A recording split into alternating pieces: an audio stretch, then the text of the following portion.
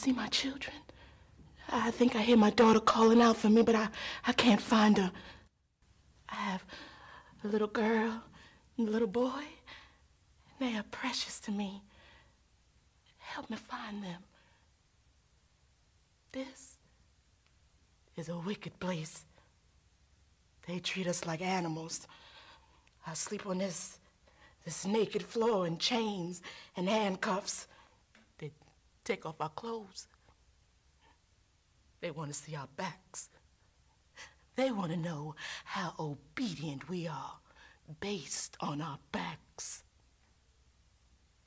When they take us out on the block, they want us to sell ourselves. Don't be selling. Praise yourself, or you sure to be stripped and given 30 lashes. Except here, they beat you so as not to leave marks. It's bad for trade. This is a wicked place. Now I can't see my children. I know they're here. I can feel them. I think I can hear them, but I just can't see them. Help me. Help me find my children.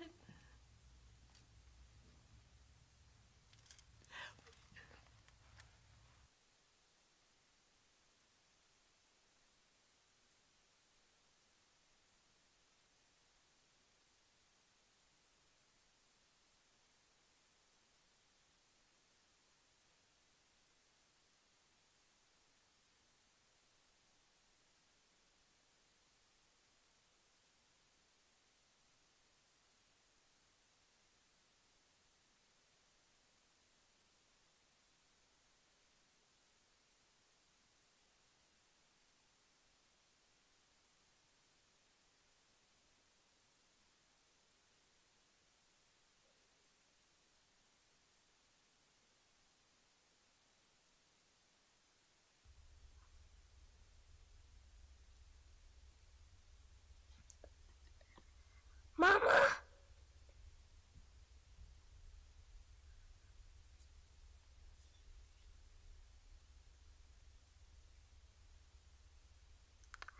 Have you seen our mother?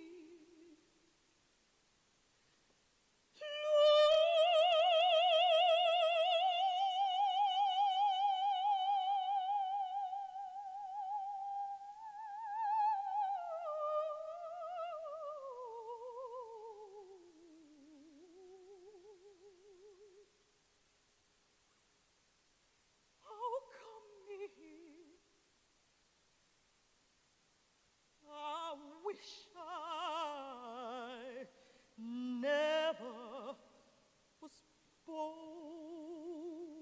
I wish I never was born.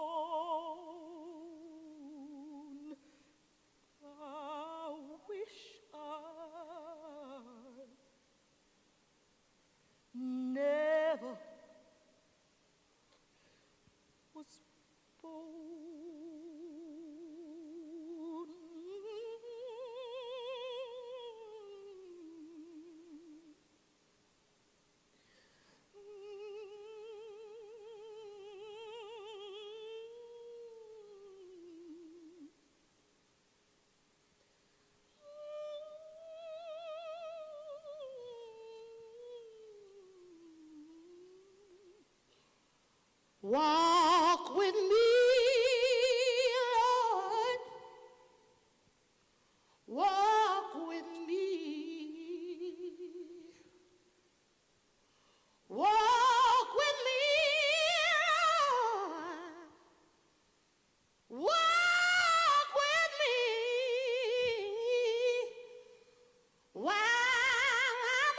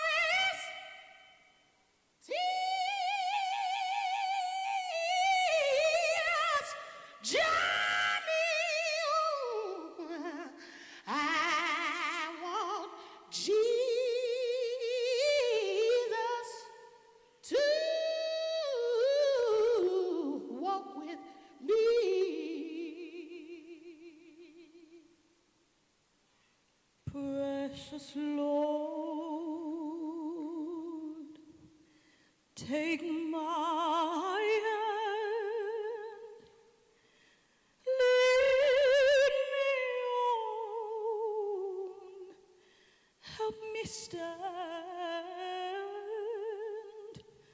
I am tired. I am weak. I am worn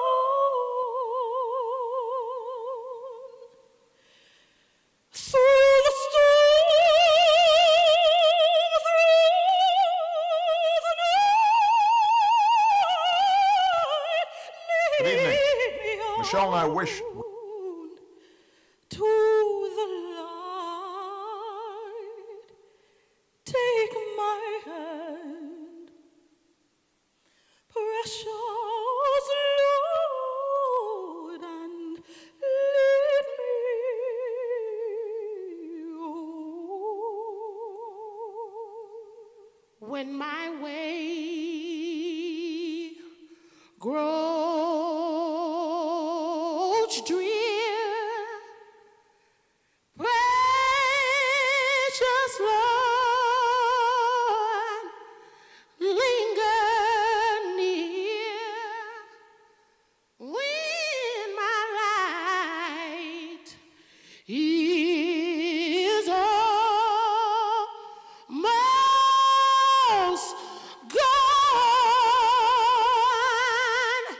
at the willow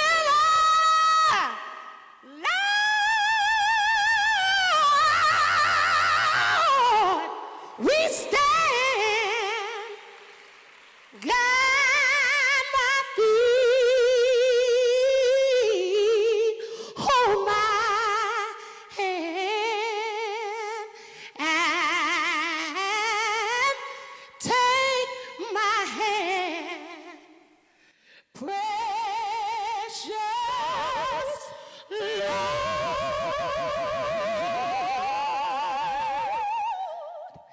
and lead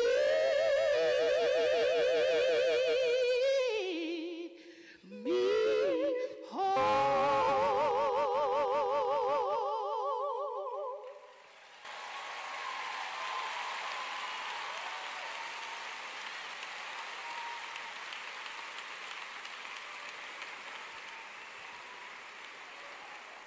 Please welcome to the stage your host for the evening, Tony Award-nominated actress and playwright, Anna DeVere Smith.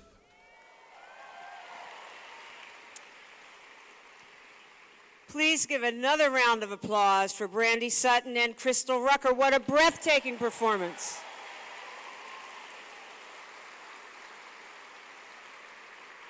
Whew. I'm Anna DeVere Smith, and it is my honor and privilege to welcome you to this momentous occasion, the opening ceremony for the Equal Justice Initiative's New Legacy Museum, From Enslavement to Mass Incarceration, and the National Memorial for Peace and Justice.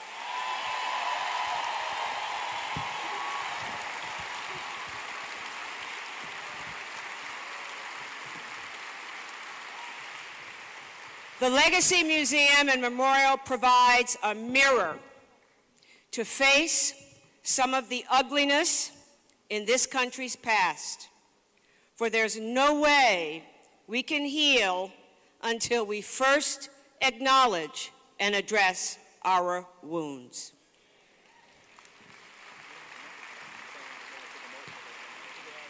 And through the work of the Justice Talks, an opportunity has been provided to spark dialogue, inspire thinking, and present solutions that can become actionable around the direct and different topics of justice, such as mass incarceration, faith, environment, social inequality, and activism in the entertainment industry. Well, I hope you are ready, because we have an incredible night in store for you that includes performances by Sweet Honey and the Rock, B.B. Winans, Ailey 2, and the incomparable Patti LaBelle.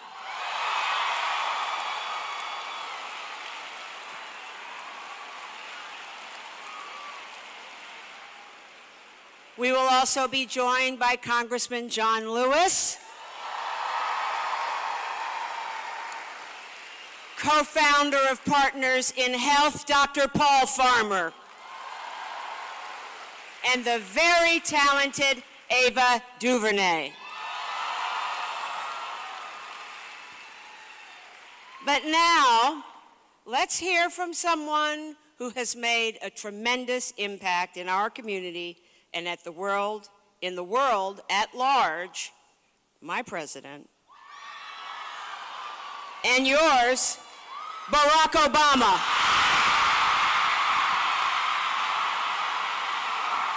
Good evening.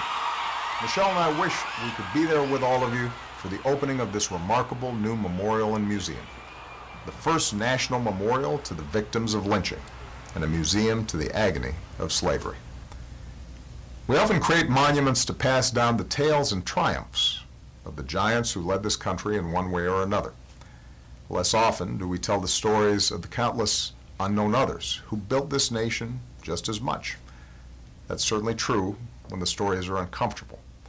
So it's fitting that these stories be told on the site of a former slave warehouse. It's fitting that these stories will be told just steps from markets where human beings were torn from their spouse or child, bought and sold, and shipped to places they'd never heard of, where they would exchange the cold weight of shackles for the sting of the field whip. To remember and reflect on our long history of racial violence should make us uncomfortable. The legacy of chattel slavery and the terrors of countryside lynchings, the subjugation of black codes and the humiliation of Jim Crow, segregation as a way to terrorize, oppress, and subjugate. These tragedies are part of our history. And no matter how painful that truth is, it helps us recognize the mistakes we've made so that we don't repeat them. It helps us learn and grow and do better, because we cannot fully address the long shadow of racial disparities, discrimination, and mass incarceration until we understand the historical forces that shape them. So this memorial and museum mark one more step in an honest accounting of America's history. But it should also give us hope for the future, because what this place also represents is the amazing change that has transformed the South and the entirety of America for the better. It shows that the trajectory of America has inexorably moved forward.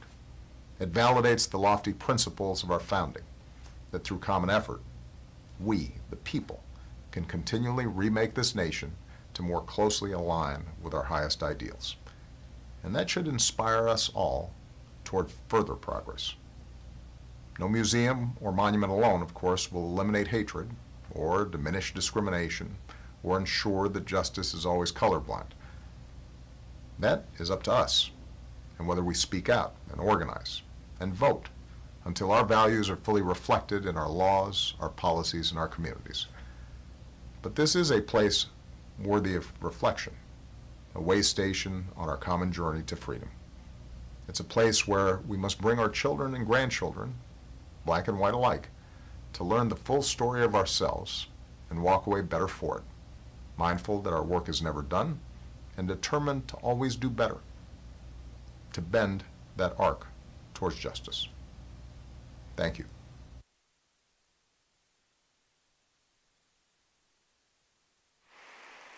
And now, ladies and gentlemen, civil rights legend and Congressman John Lewis.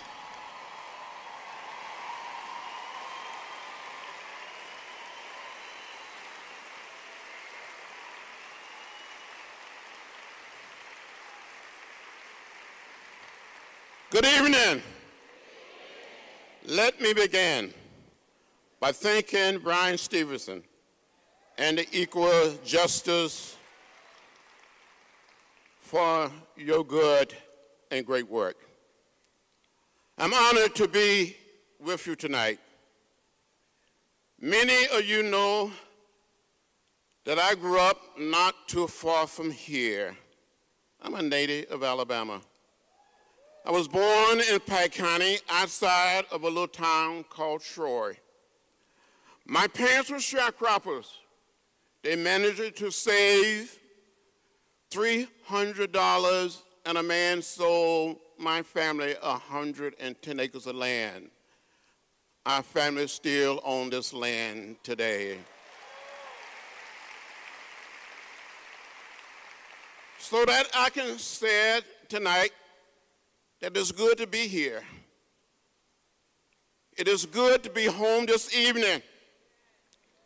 I'm proud to see each and every one of you, to witness this museum and memorial. This museum will exhibit the work of so many of our favorite artists, and I love the arts.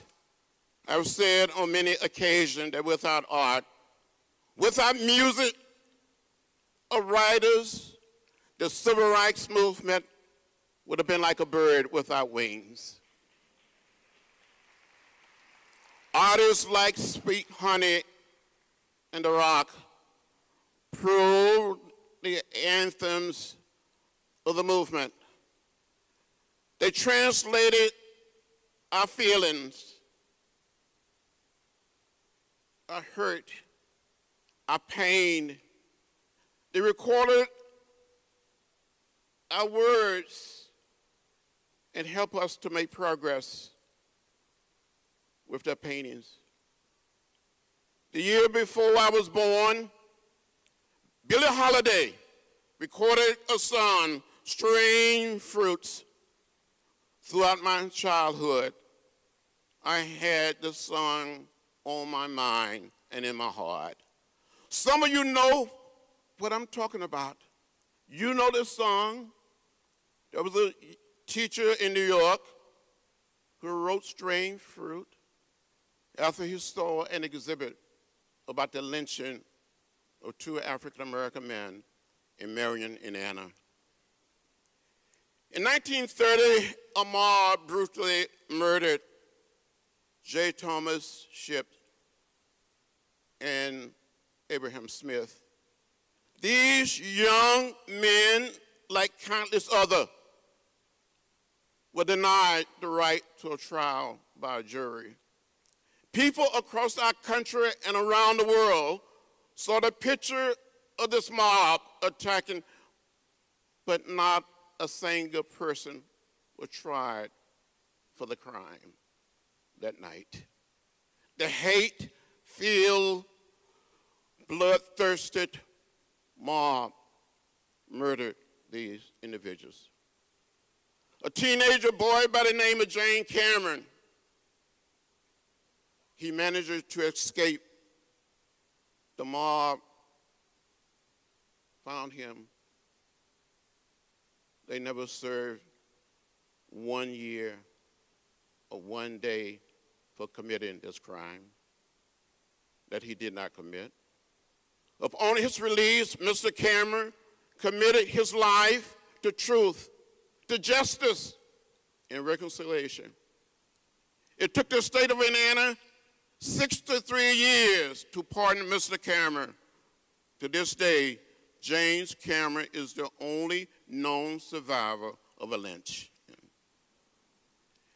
In 1944, a woman that I got to know by the name of Lillian Smith, a white woman from my home state of Georgia, wrote a book.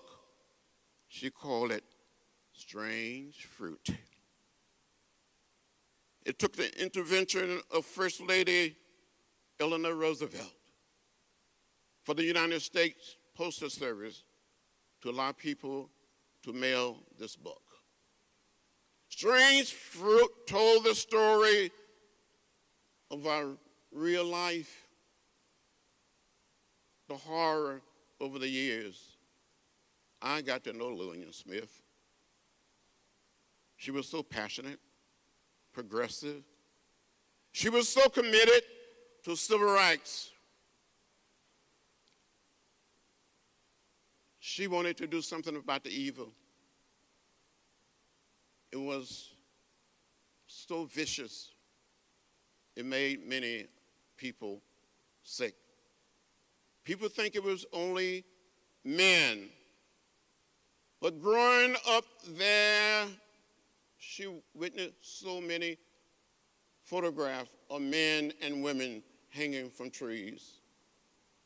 They also killed children. A few months before the Montgomery bus boycott, Emmett Till was murdered for being fresh with a white woman in Mississippi. You see, he was only a few years younger than I was. But I remember to this day the image from those times that's still in my head today.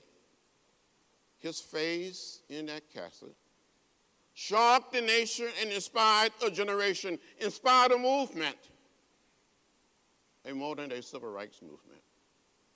Jimmy Lee Jackson was a veteran of the Vietnam War, became a civil rights activist from Marion, Alabama, a short distance from here. His murder inspired us to march from Selma to Montgomery, which led to the passage of the Voting Rights Act of 1965.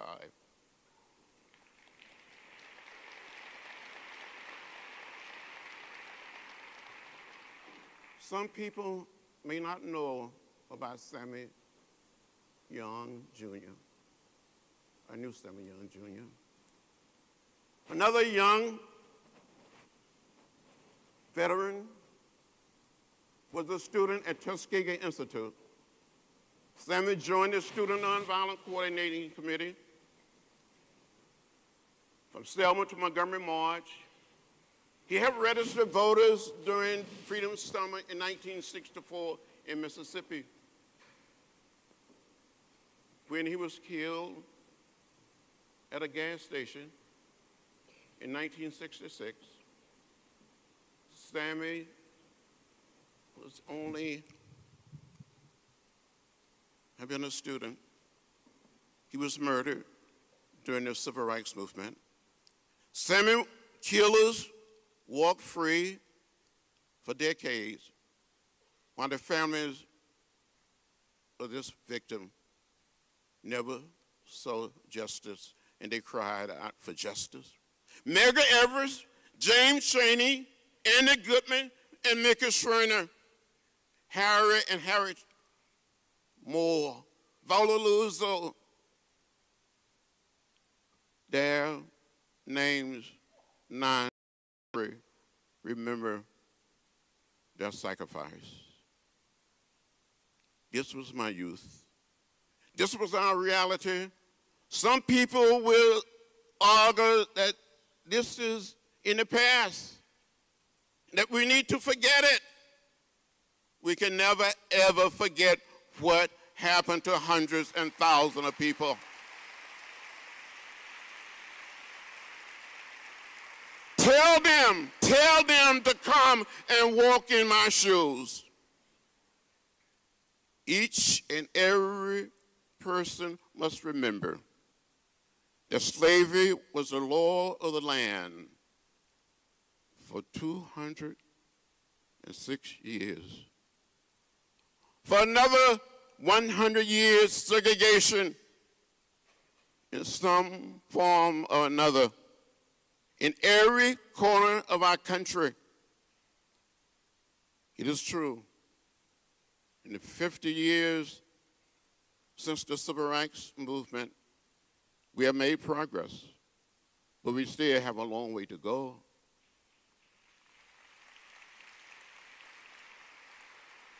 There are forces today in America trying to take us back, but we will not go back. We will build a new and better America.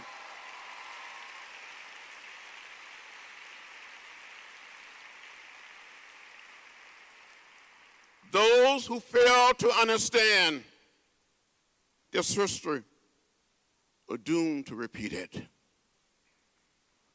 For an example, few people know that 7 different American presidents asked Congress to pass an anti-lynching bill. For years, Congress ignored the call, the cry to action. Between 1920 and In 1940, the House passed lynching legislation 3 times in a row, but a group of racist Southern senators blocked this necessary piece of legislation every time. This is why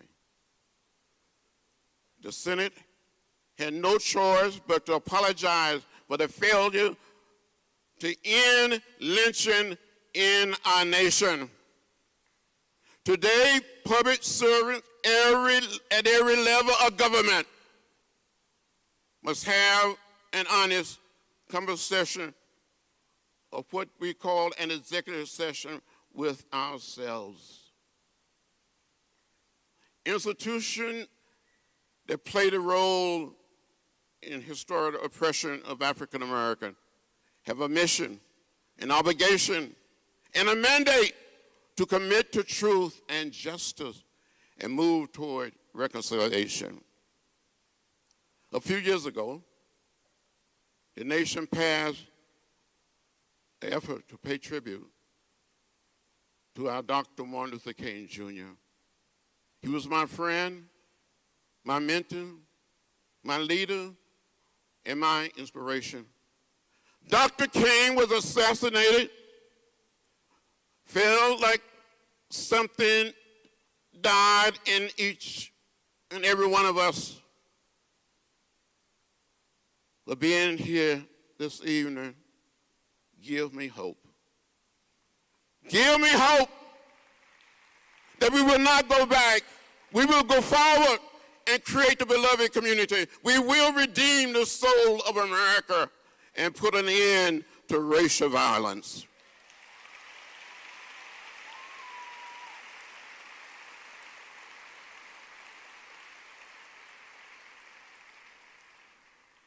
We all have an obligation, a mission, and a mandate to do what we can.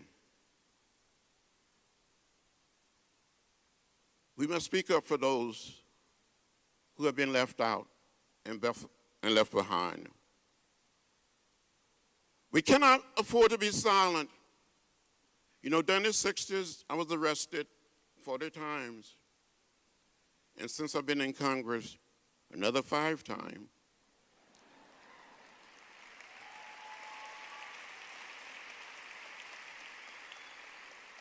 And I'm probably going to get arrested again for something.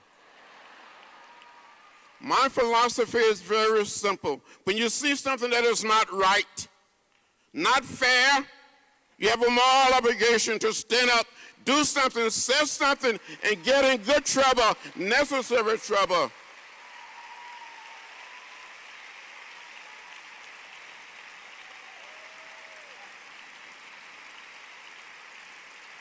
You must commit every second, every minute, and every day to standing up, speaking up, and doing something to make our country and make our world better. We come too far, we made too much progress, and we're not going back. We're going forward with this museum. Thank you very much.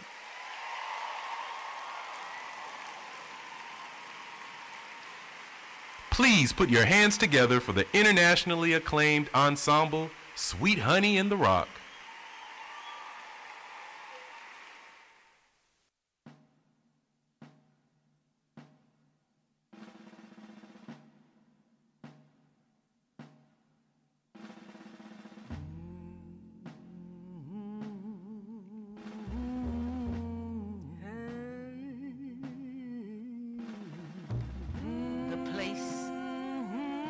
Any town, USA. It's just another sunny day. But by the time the sun goes down, the people will be gathered around.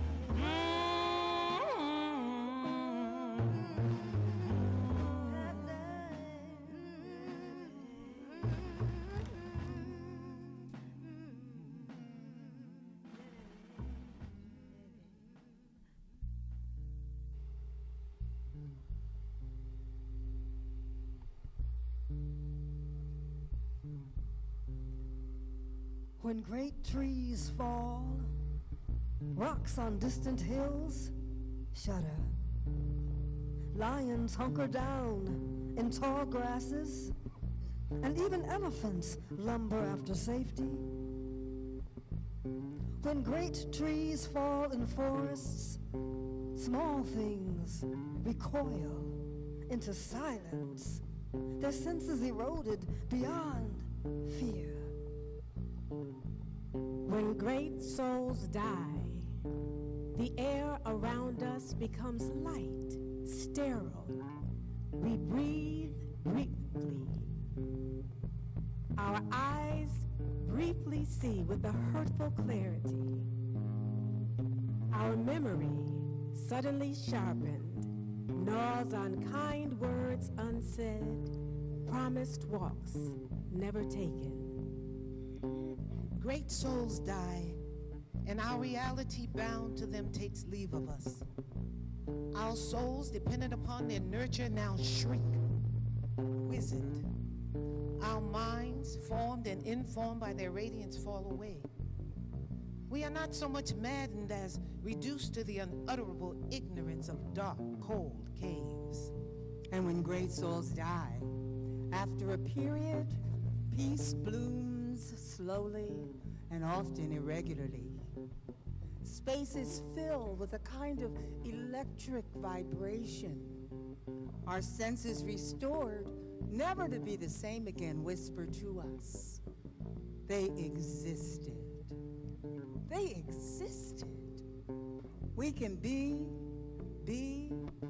and be better because they existed. This is a poem by Dr. Maya Angelou entitled When Great Trees Fall.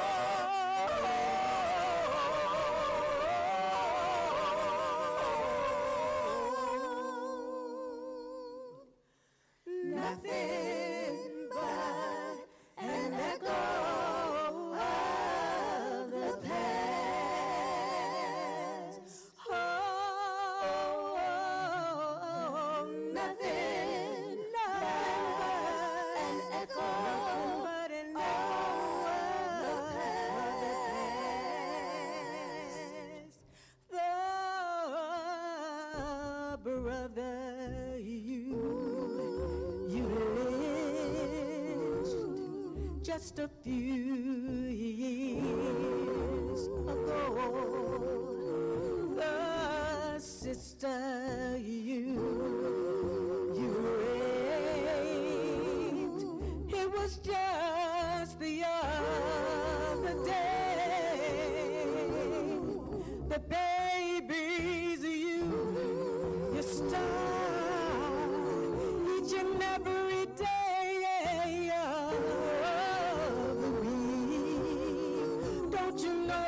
Nothing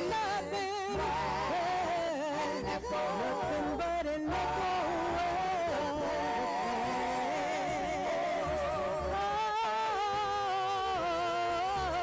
Nothing but an echo of the past.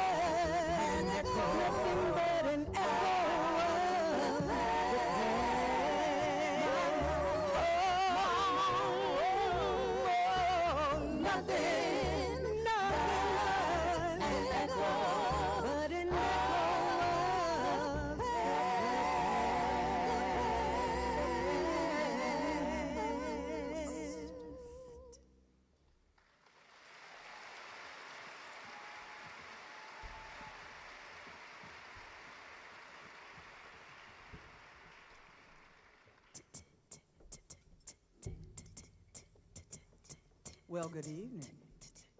Anybody out there? Yeah, y'all know how to do it. Somebody say good evening, what y'all say back? That's what I like to hear. We are so honored, proud, humbled to be here this evening, and we thank you all for joining in with the Sweet Honey conversation right now. This is a song by Nina Simone that invites everyone into the community who want peace, who have hope, who are looking for love. It's called Come Ye.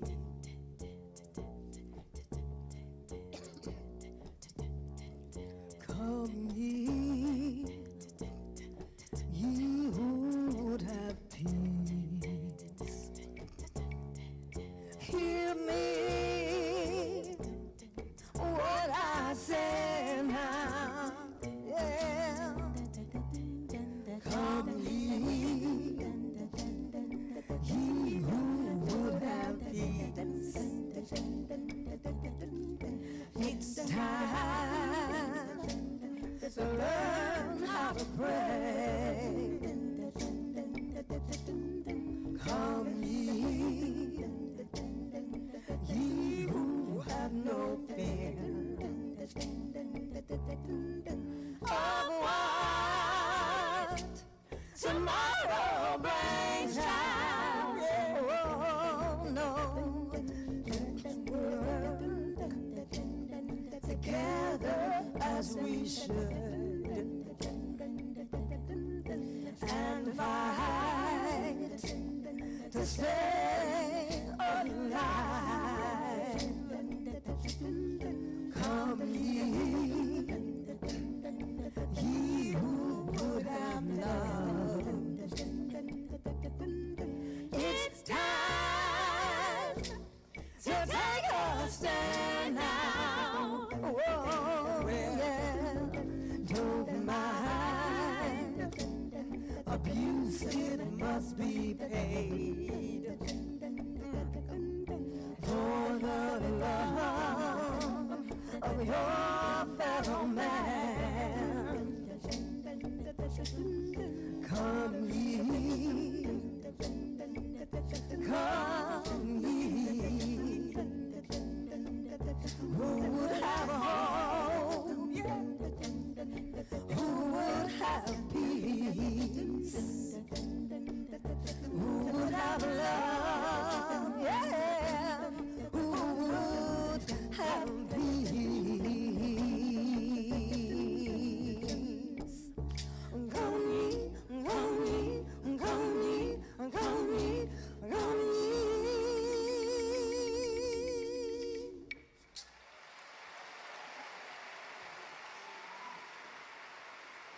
Thank you. Thank you. Our grandmother was known as a prayer warrior. She prayed for her children's children's children's children's children's children's children. Come on. The idea being when we were born into those prayers of hope, of love, of wanting us to be our very best selves.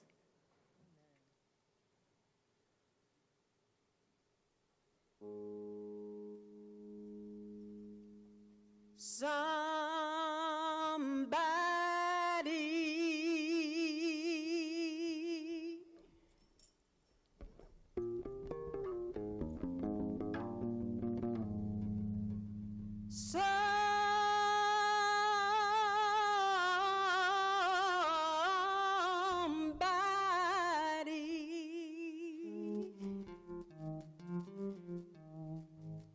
prayed for me.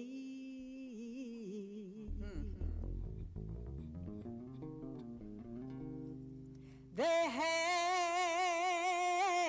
me on their mind.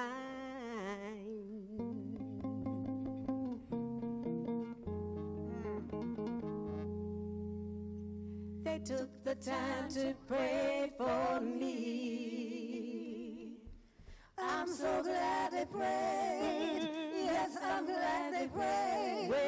I'm so glad they prayed for me. Oh, somebody prayed. me. Come on. They had me on their mind. You know they took the time to pray for me. took the time to pray just for me.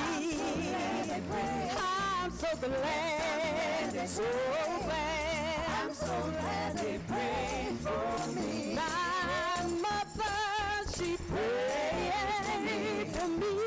Had me on her mind. Took the time to pray for me. Took the time to pray just for me. I'm just so glad, so glad. I'm so glad she prayed for me. My father got down on his knees. Oh, yeah, on his mind. He took just a little time to pray just for me. I'm so glad, so glad. I'm so glad she prayed. Sing, my people in Montgomery prayed for me. Oh, on your mind. Took the time to pray just for me. I'm so glad, so glad. I'm so glad you prayed for me. Hallelujah, hallelujah, hallelujah, hallelujah.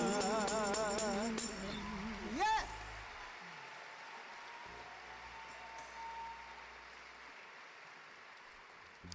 Thank you all once again.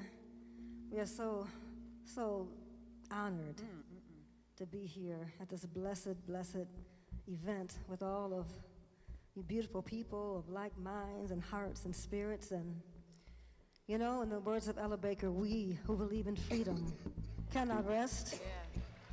As long as those who do not believe in freedom for everyone are not resting. We have to stay on the battlefield. Yeah, hey. And stay on the battlefield.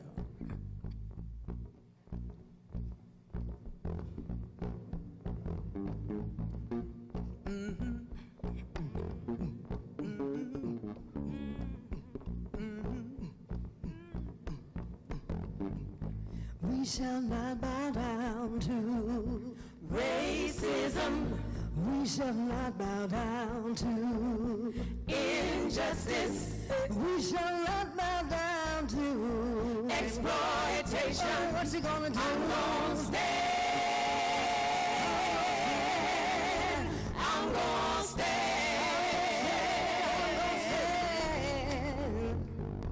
Just can't tolerate no Racism, no, I just can't tolerate injustice, no, I just can't tolerate no exploitation. What you gonna do? What I'm you gonna gonna do? I'm gonna stand. What you gonna do? I'm gonna stand. I'm gonna stand. I'm gonna stand.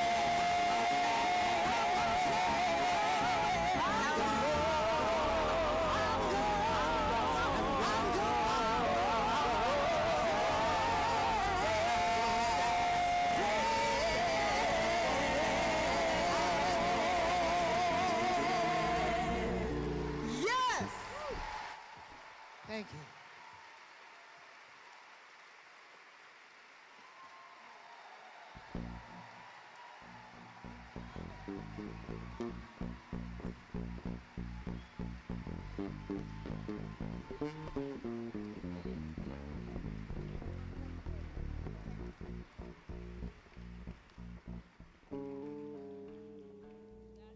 Let's give a heartfelt welcome to acclaimed poet, scholar, and president of the Mellon Foundation, Miss Elizabeth Alexander.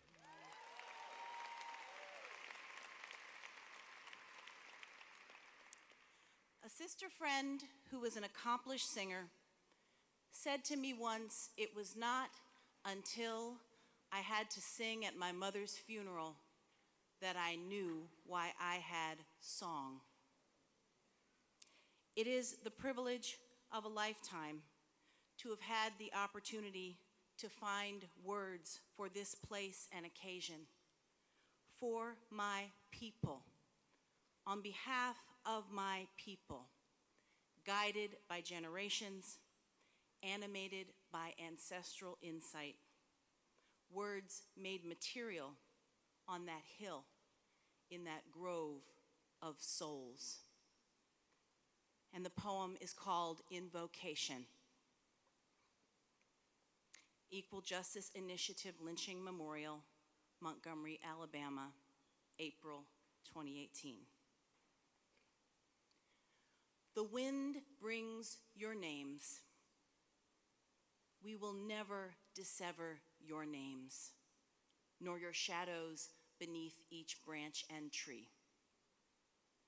The truth comes in on the wind, is carried by water. There is such a thing as the truth. Tell us how you got over. Say, soul, look back in wonder. Your names were never lost. Each name a holy word. The rocks cry out. Cry out, call out each name to sanctify this place. Sounds in human voices, silver or soil, a moan, a sorrow song, a keen, a cackle, harmony, a hymnal handbook chart, a sacred text, a stomp, an exhortation. Ancestors, you will find us still in cages, despised and disciplined. You will find us still misnamed. Here you will find us despite. You will not find us extinct. You will find us here memoried and storied. You will find us here mighty. You will find us here divine. You will find us where you left us, but not as you left us. Here you endure and are luminous. You are not lost to us. The wind carries sorrows, sighs, and shouts. The wind brings everything. Nothing is lost. Thank you.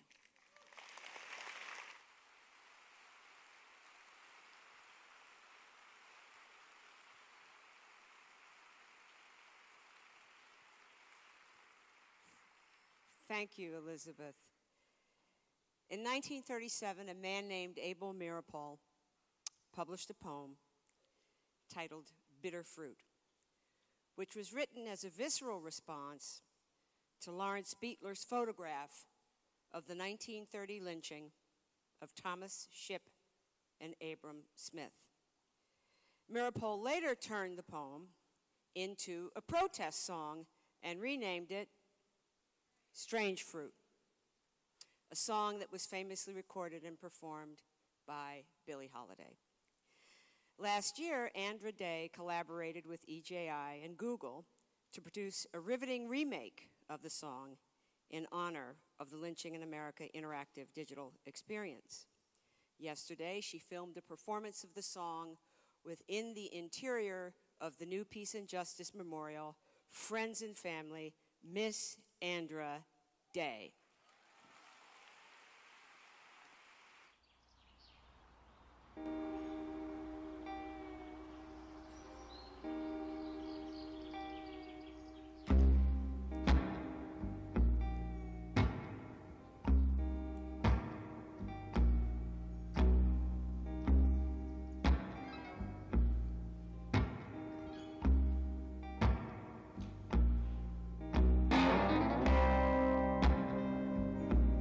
Southern trees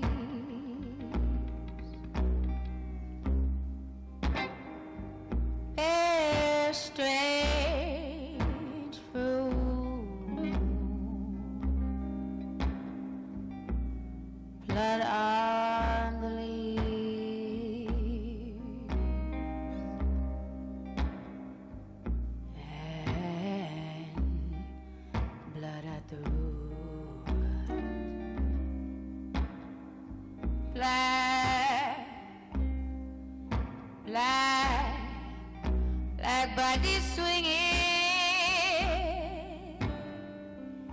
in the southern breeze. Strange fruit hanging from the poplar tree.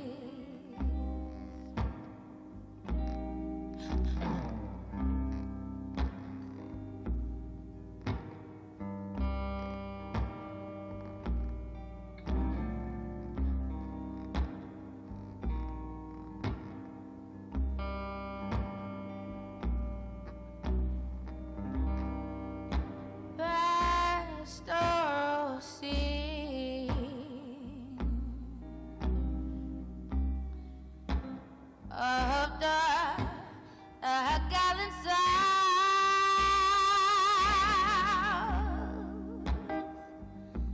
the bulging eyes and a twisted mouth.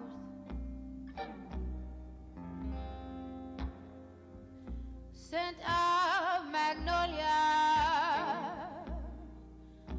sweet, sweet and so fresh, and the sudden smell of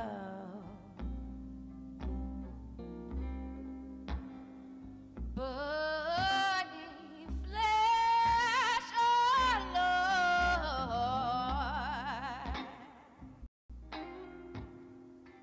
Oh Lord, oh Lord, oh Lord, oh, oh.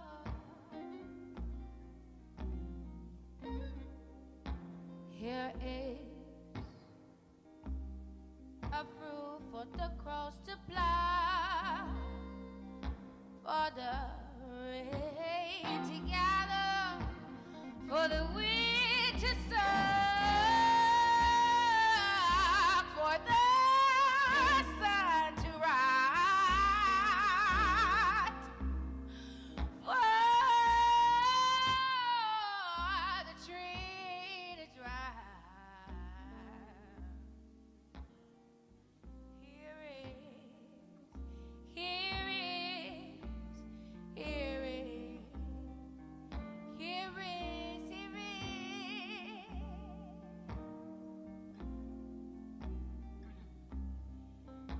Here is a strange and bitter cry.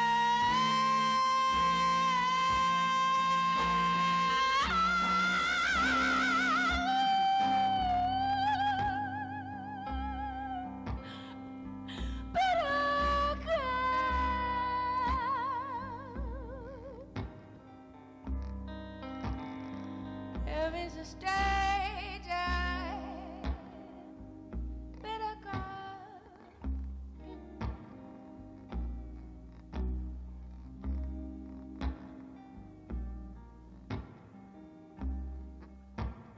Such a strange and bitter cry.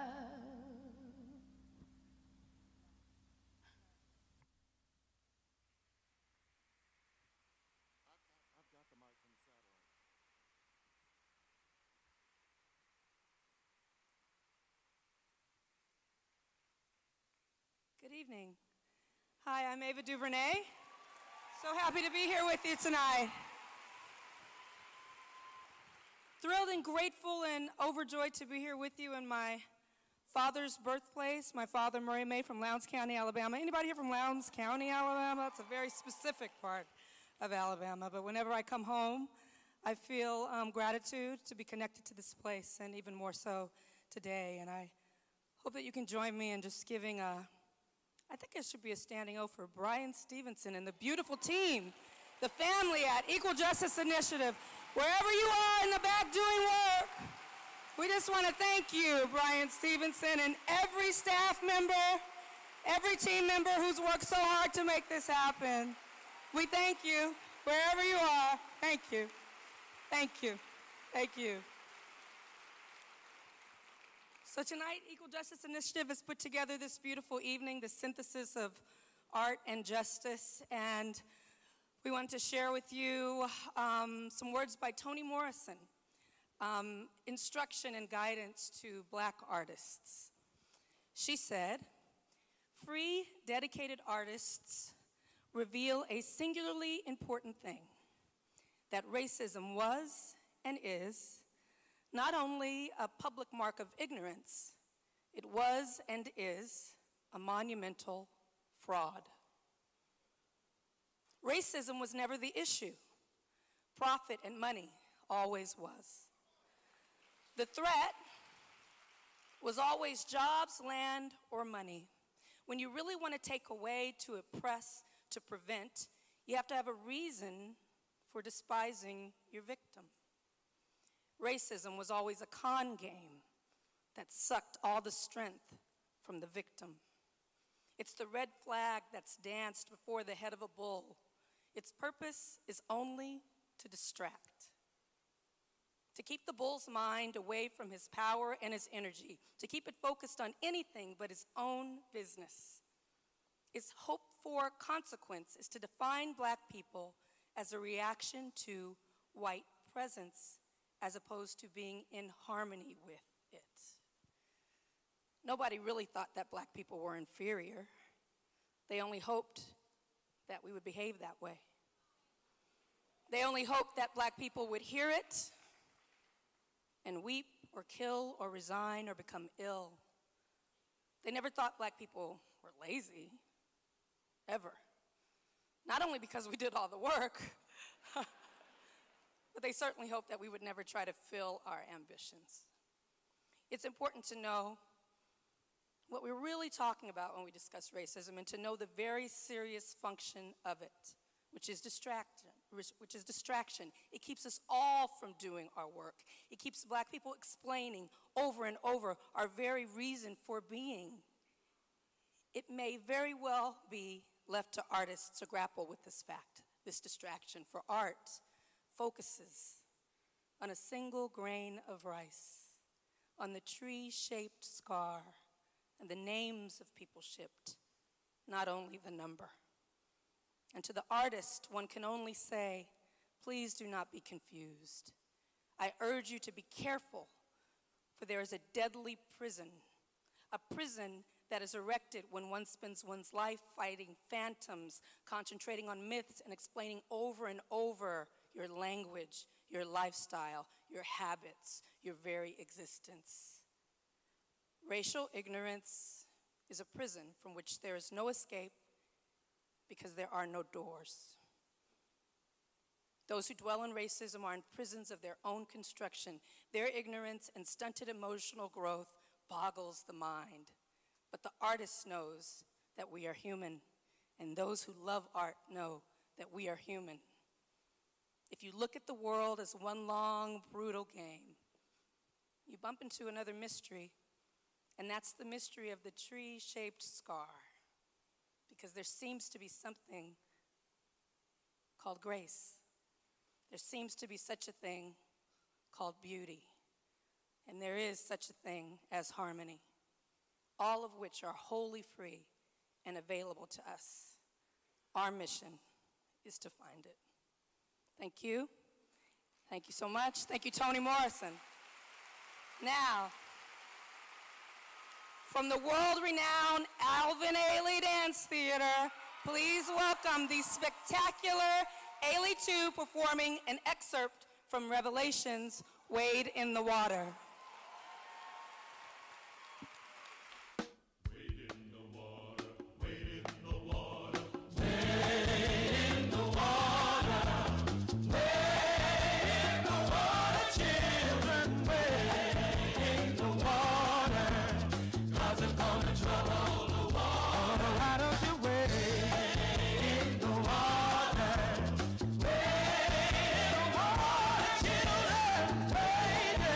In the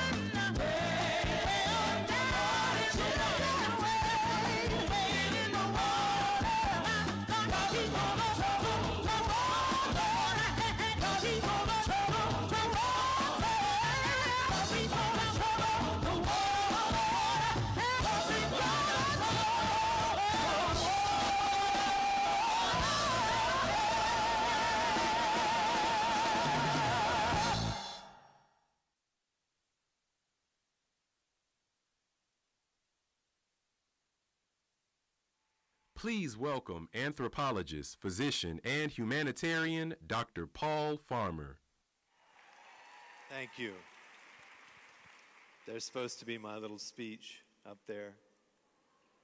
Are you really going to make me wing it? How come no one else had a technical problem? I think so. I think I can do it. Thank you. I mean, it's just a little intimidating. Should I give up on the... It is an honor. Do you feel bad for me already? It is an honor and a privilege to be here and to see this sacred grove of souls that we saw at the memorial and spend the day at the museum today, and to think about the losses that have preceded us, and to think about the enormous exercise and hard work that the team from EJI has done to make this a reality. And I just want to say that, first of all, thank you, EJI, and all your partners.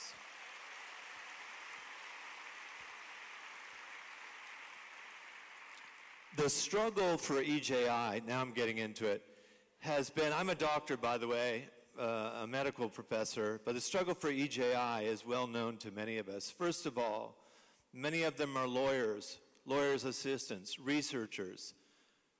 They're focused, as you would hope if you were their client, on the case in front of them. They've saved thousands of people and lessened the harshness of a punitive society, and we have great reason to be grateful for that, all of us. But they have also faced a struggle, and anyone who is a friend of the great Bryan Stevenson knows this. For the last almost 30 years, they have faced the struggle of caring about an individual client while knowing that the system is skewed against black people, brown people, and poor people. Any doctor worth her salt knows exactly the same problem. You're supposed to be focused on the patient in front of you, but you know that poverty and racism and injustice make people sick. Now, what we are celebrating here today and honoring with solemnity is the fact that EJI and its many partners have managed to bridge this world between the call for service to an individual and the call to cure our country. Last night, and you saw it just now, Andra Day's terrifying, harrowing, and beautiful rendition of Strange Fruit. And she said last night, when she was with us, she started a metaphor which I will use here and close, even though my great speech is lost. I'm sorry, Bryan, it was downright Stevensonian. Even though you told me to do this last night. What she said was, she started the metaphor about you really have to open up a wound to the sunlight. And I'll just drive this forward. That's actually my field, infectious disease. Let me put it, finally, let me put it in very stark terms. The treatment for an abscess is drainage.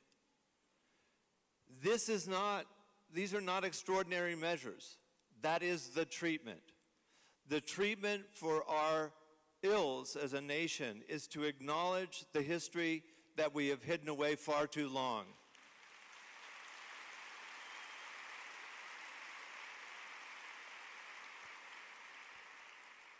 Here we are in Montgomery, Alabama. Look outside. The Confederate statuary is still affixed to its plinths, but now we have our own memorial. Thank you, EJI, and thank all of you.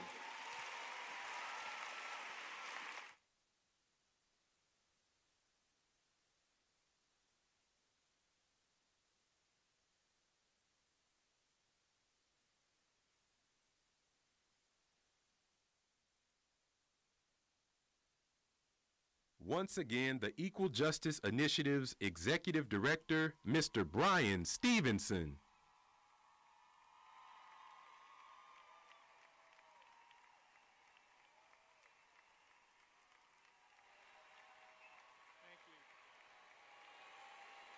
Thank you.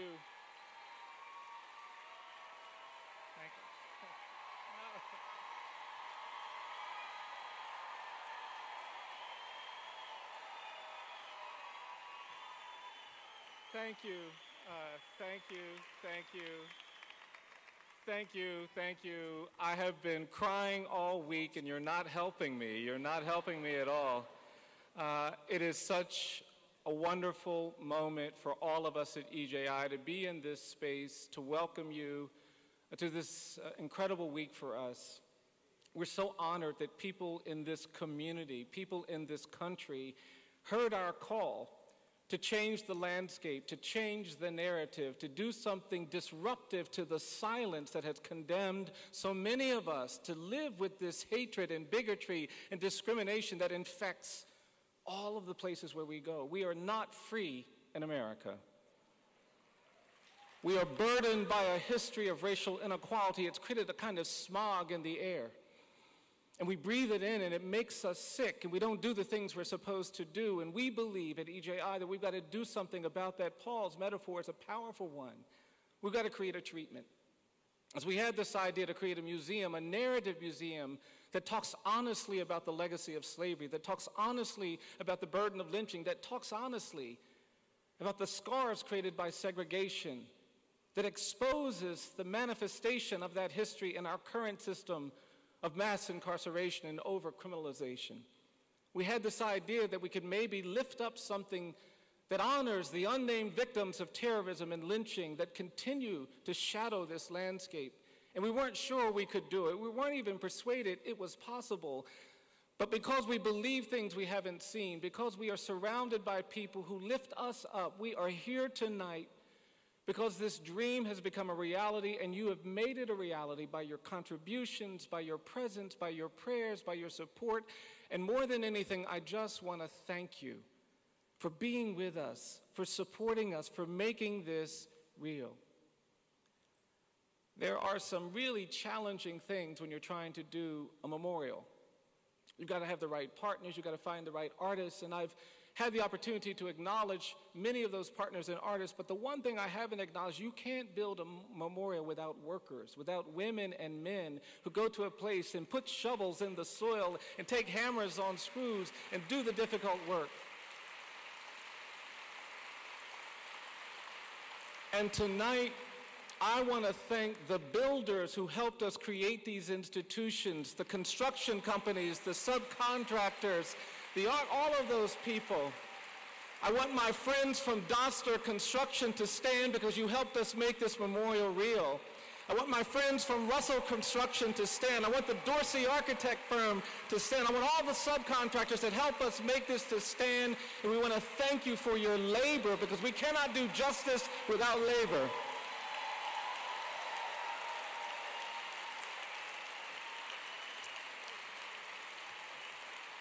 Thank you.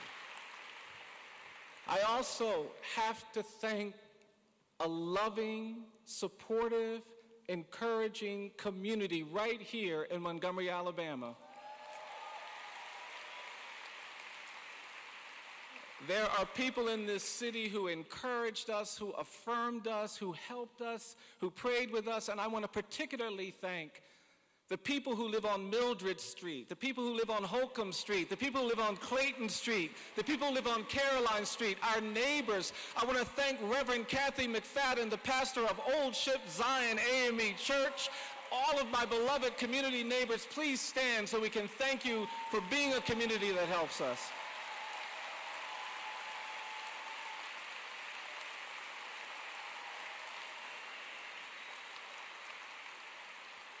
Old Ship is the oldest African-American church in the state of Alabama. It is the neighbor to the National Memorial for Peace and Justice.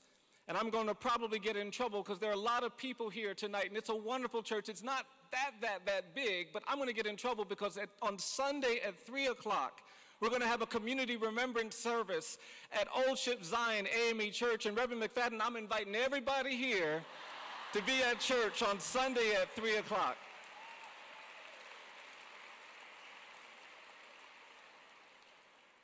I want to do something tonight because we are standing on the shoulders of something remarkable that happened in Montgomery, Alabama in 1955. We should never forget the way the civil rights movement found its legs, found its voice, found its stride here in Montgomery, Alabama.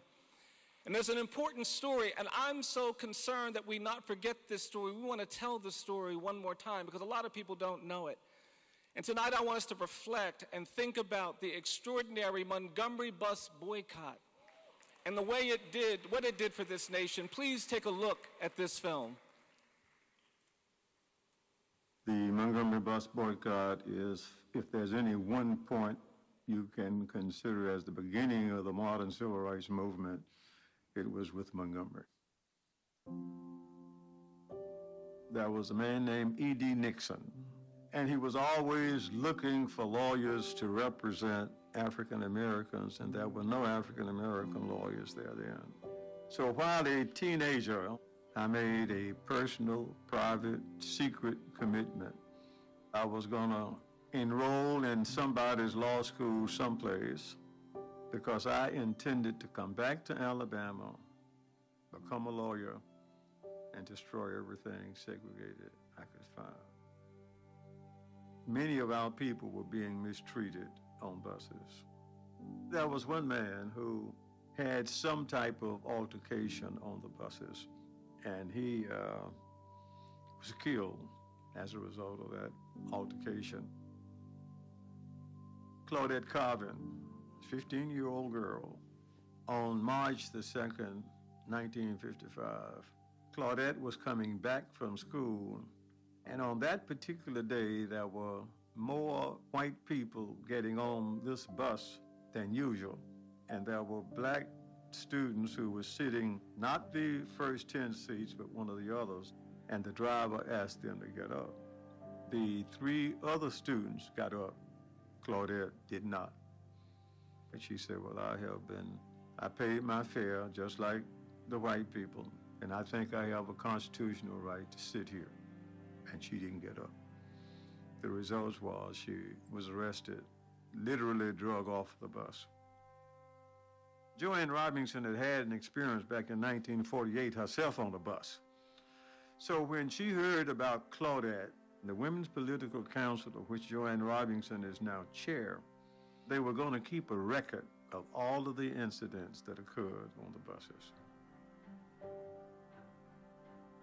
Mrs. Parks and I developed into being very good friends.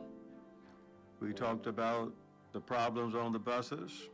We talked about what a person should do if the opportunity presented itself. What would she do?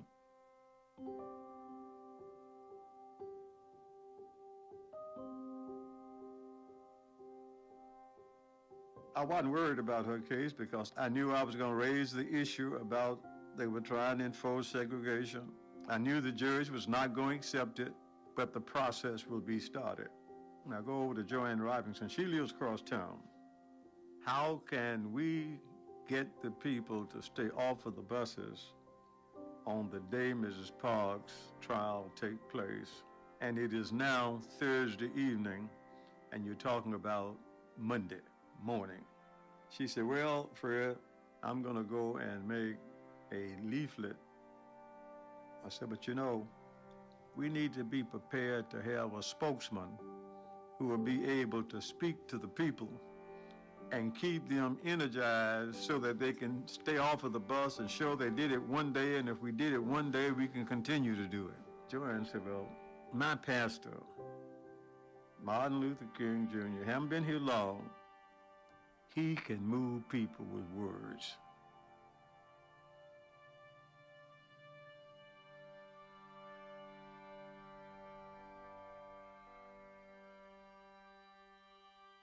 Population in Montgomery then, you had about 40,000 African Americans.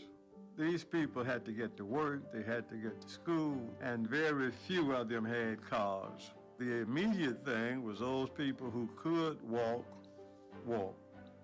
Those folks who did have cars, we would ask people, if you see somebody, offer them a ride and take them. I said, but there's something else. Rufus Lewis has a wife, Jewel. Jewel is co-owner of the largest funeral home in town. And guess what? Funeral home have cars.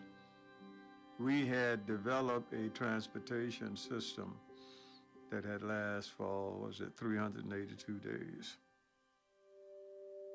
There were a lot of harassing activities. There was a bombing of some churches and even a bomb at Dr. King's. And by this time now, everybody's about to agree with me that it's time to get a lawsuit filed. So while Claudette, we didn't use her case at that time. She was one of the named plaintiffs in Browder versus Gale, which was the case that desegregated the buses, even though Rosa Parks was not in that case.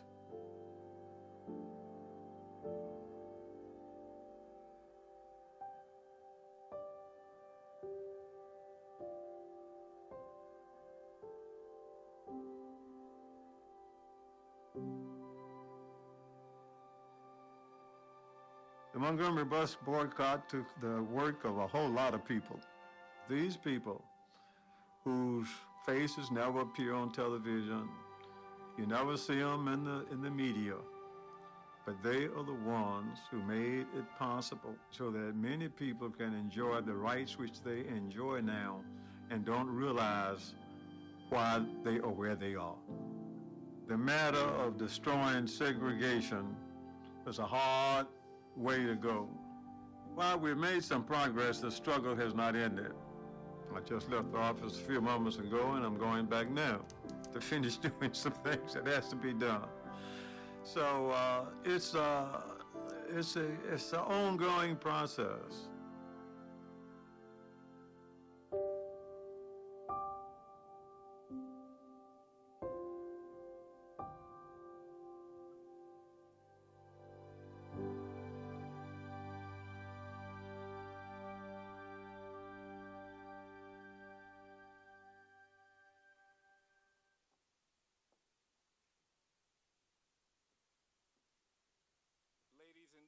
Ladies and gentlemen, it is a supreme honor tonight, for the first time in many, many years, we have the surviving members of Browder versus Gale, Miss Mary Louise Smith-Ware, Claudette Colvin, and Mr. Fred Gray.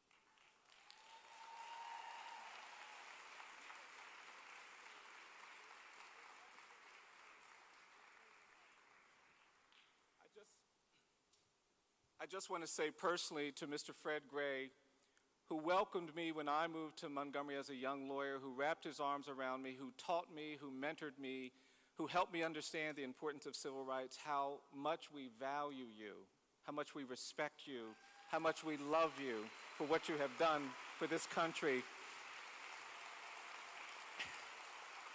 And I want to say to Ms. Colvin and Ms. Ware how incredibly inspired we are that you still stand for justice, and you made the trip here tonight to stand with us to celebrate the importance of keep fighting, of holding on and doing justice. Thank each and every one of you.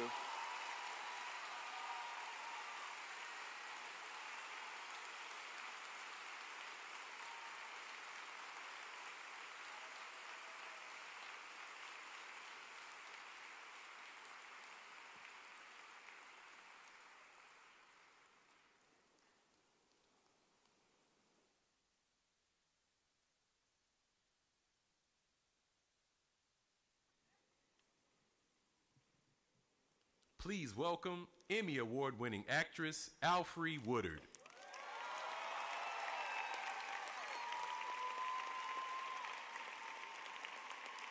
Good evening. Good evening, everybody. And it is good because we are in it, and we are standing in it. For generations, all across these lands, these American lands, frequently, families of Christians, thousands upon thousands of neighbors, excitedly, hysterically gathered, reveled, even picnicked at the heinous spectacle of a swinging body, a ruptured life, a slaughtering of our kinfolk.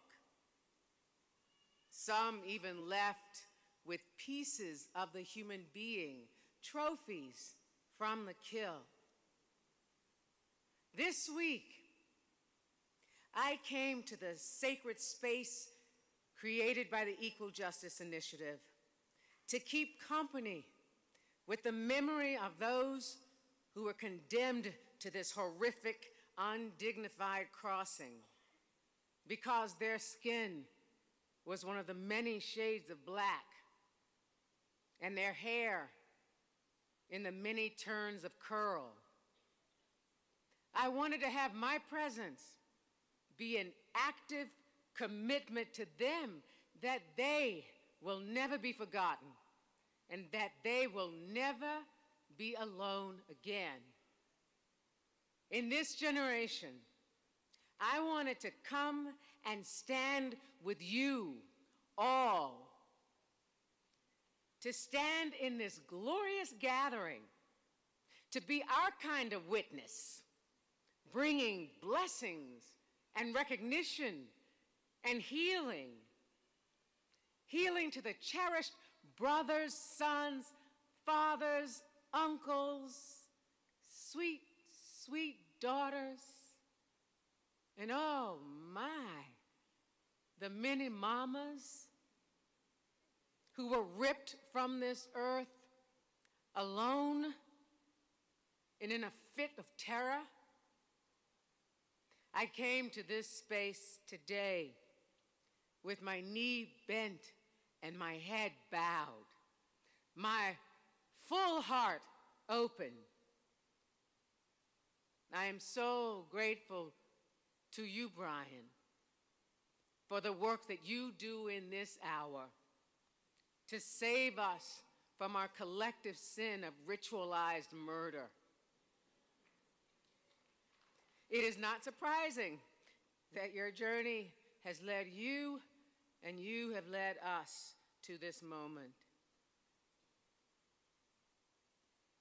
It was not that long ago, my friends. It was just yesterday, and it will be tomorrow. If we do not commit ourselves to stay watchful in all the days to come for all the new manifestations of racialized terror. Life is good. It must be if the children of those whose names hang in the memorial can say, still, life is good. So it is. They now know that we not only survived, we flourished. It is a good evening, and it is a great day. It's a great day as we take our place in the continuum alongside Sarah Parker Redmond, Frederick Douglass, Angelica Emily Grimke, Ida B. Wells. We take our place in their insisting that Black lives matter. Black lives matter.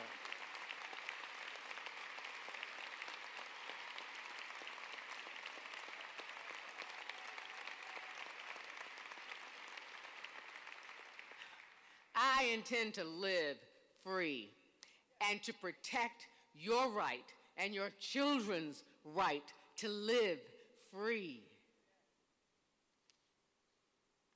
It is an honor to stand with you.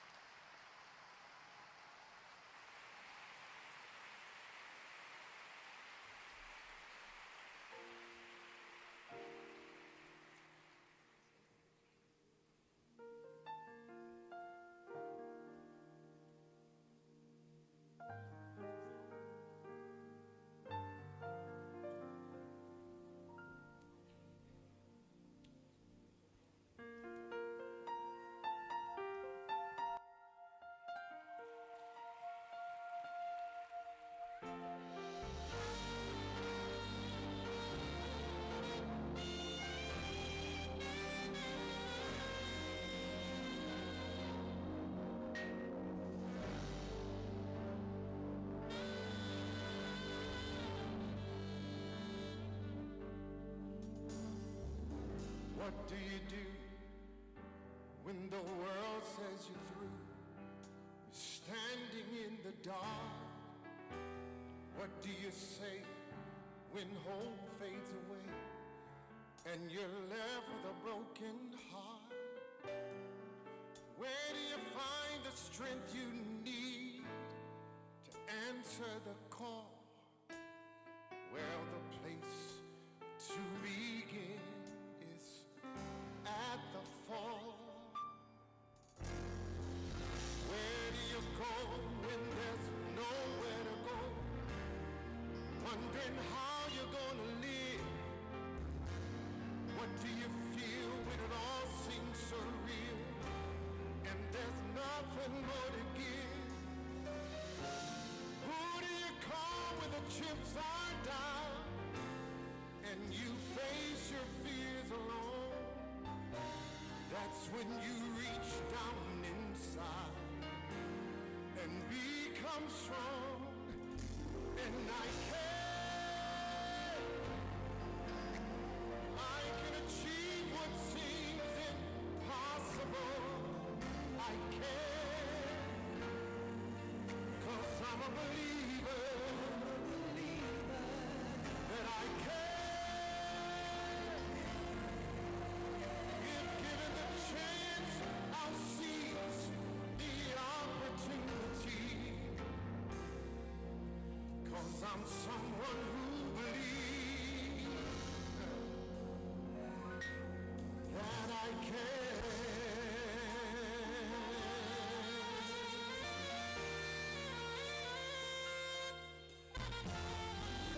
Why do you try and continue to try, no matter what the outcome is? Over again, you're looking to win, find the answer to this quiz. Why do you get back up again?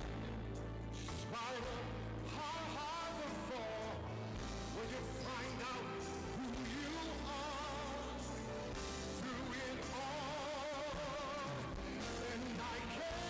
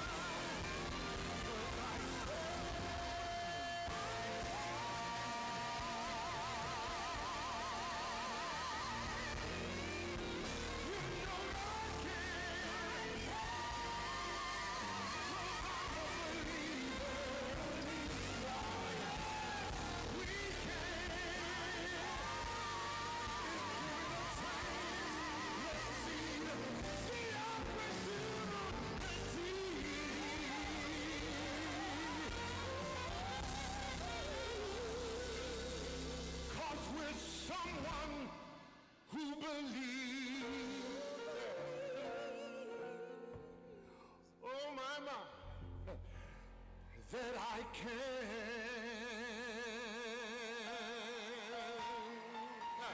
And you can. Together we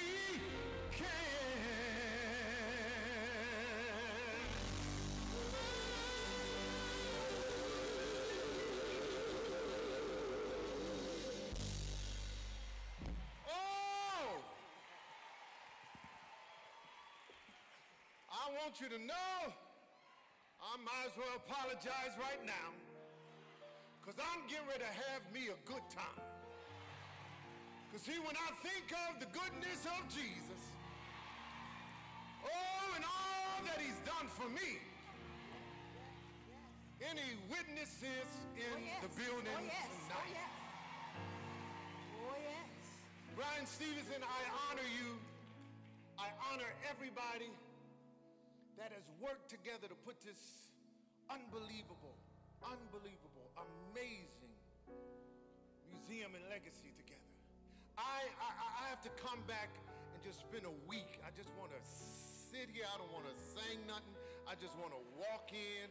I want to sit down and I want to learn. I want to take in. Because it's amazing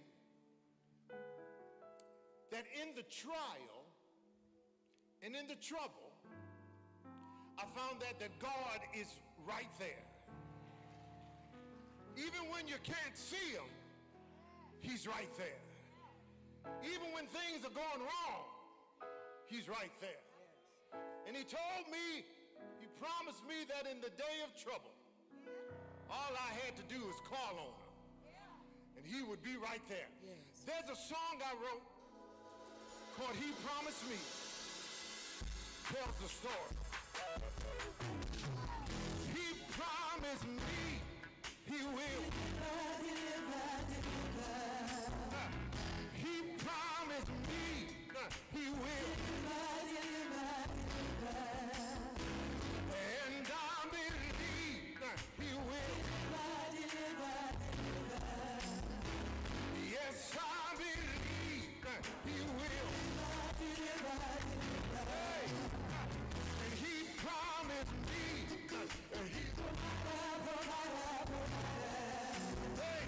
he promised me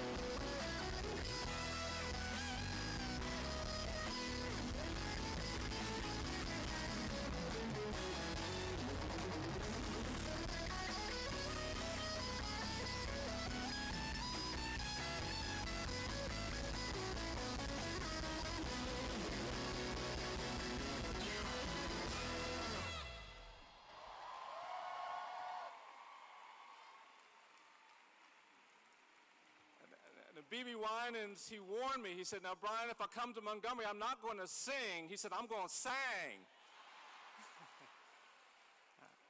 There are some extraordinary people I want to recognize tonight, I want to honor tonight, because they have inspired us to do the work we do. And I want to make sure that everyone in this room knows that we are in the presence of civil rights royalty. Civil rights royalty. I want you to celebrate a few people with me, if you will. Tonight we have in this place one of the original Little Rock Nine.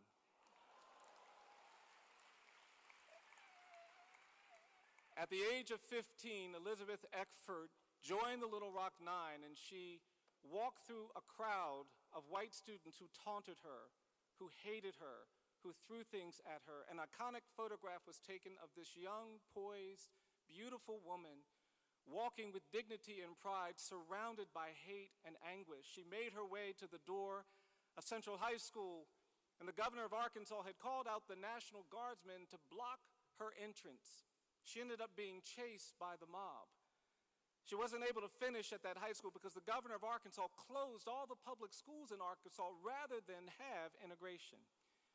She ultimately did graduate, earned her BA at Central State University, and in 1999, she was awarded the Congressional Gold Medal, the highest honor given to civilians. Tonight she is with us, and I'd love you to help me thank and award and honor Miss Elizabeth Eckford. Please stand.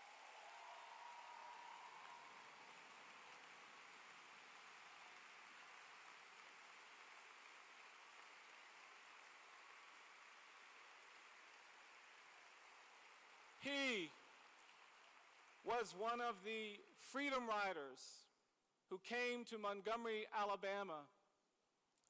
And when they came into the bus station in Montgomery, Alabama, many of you know that they were not offered protection.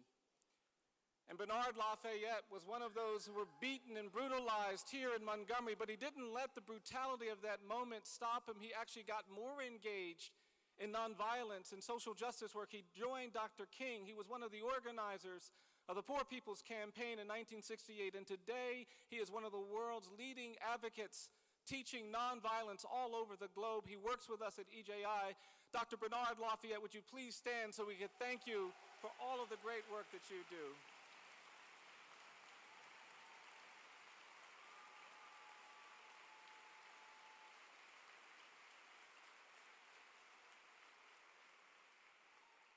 She was the first black woman to graduate from the University of Virginia Law School in 1970. She went on to become a heroic civil rights lawyer. She was the president, director, counsel of the NAACP Legal Defense Fund for many years. She is an icon in the legal community. She's a friend to so many of us, a mentor to so many of us. Please honor and welcome Ms. Elaine Jones.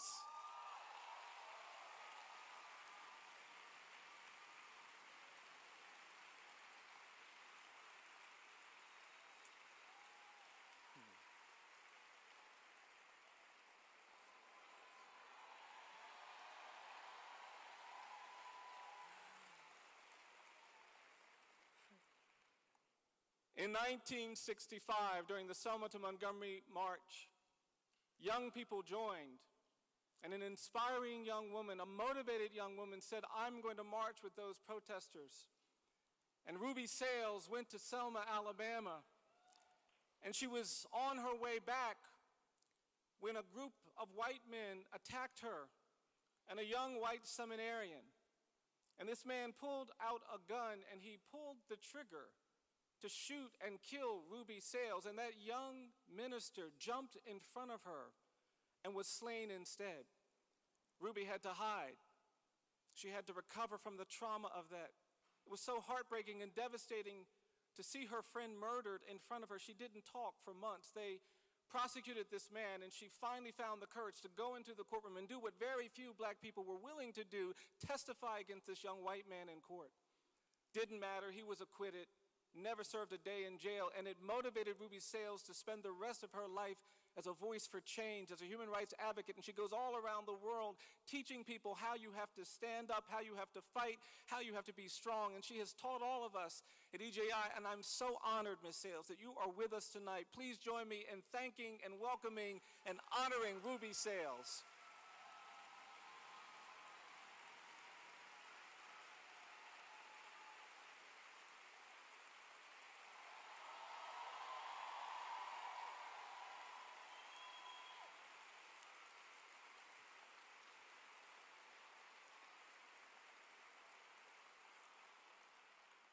He was the great leader, teacher, preacher, prophet who organized all across the Deep South.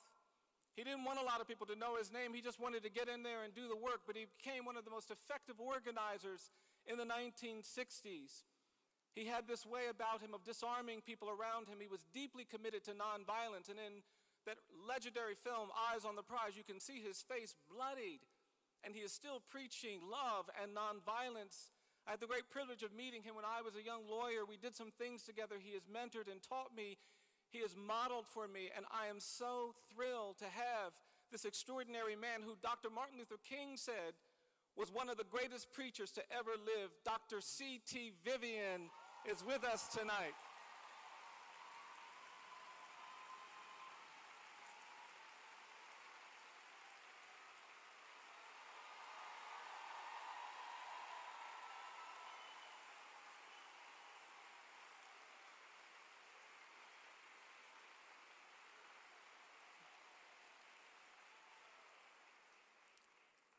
He, of course, is the champion of civil rights that we have known for a lifetime. He has dedicated and devoted his entire life to fighting for the poor, for advocating for civil rights. He marched with Dr. King.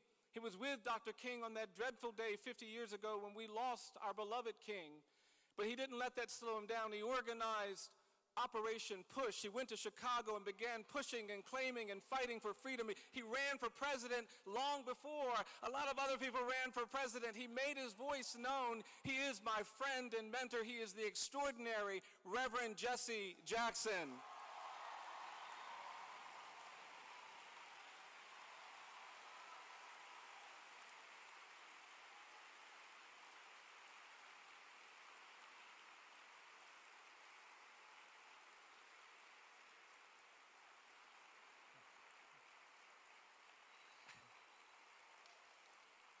And of course, we've already had the privilege of hearing from our great leader, the extraordinary John Lewis. And I just want to say, Representative Lewis, you have taught us something so critical. And I have days when I feel a little overwhelmed. And when I have those days, I go into the conference room in my office and I look out the window and I think about what you were doing 60 years ago, and I remembered how you had to say, my head is bloodied but not bowed. I've never had to say that. And you inspire those of us who have never had to do those difficult things to keep fighting. You did so much more with so much less, and I want to thank you for your witness, your model, and for the fact that you're still fighting. Let's give it up again for Representative John Lewis.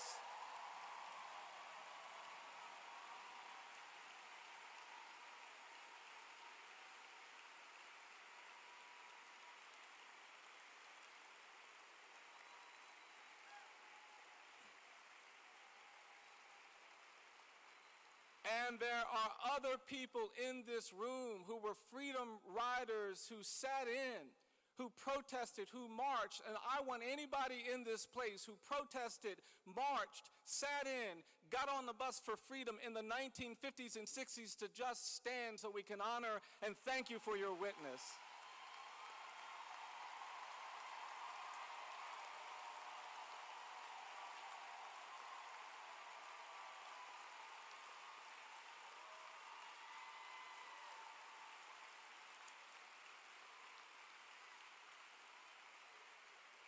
And I want you to know that in this room tonight there are some other people who didn't march and fight in the 1950s and 60s, but they took up the fight in the 70s and the 80s and the 90s and the aughts, and they're fighting today. And if you are an activist, if you are a faith leader, if you are somebody who understands that you have to give part of your life for justice, I want you to stand so we can tell these beautiful people that we're standing on their shoulders and we're glad about it.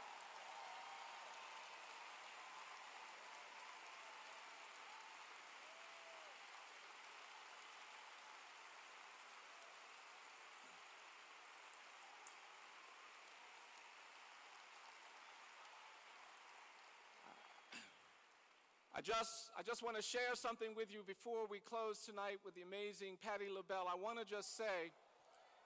just want to say that doing the work that many of us are doing is difficult.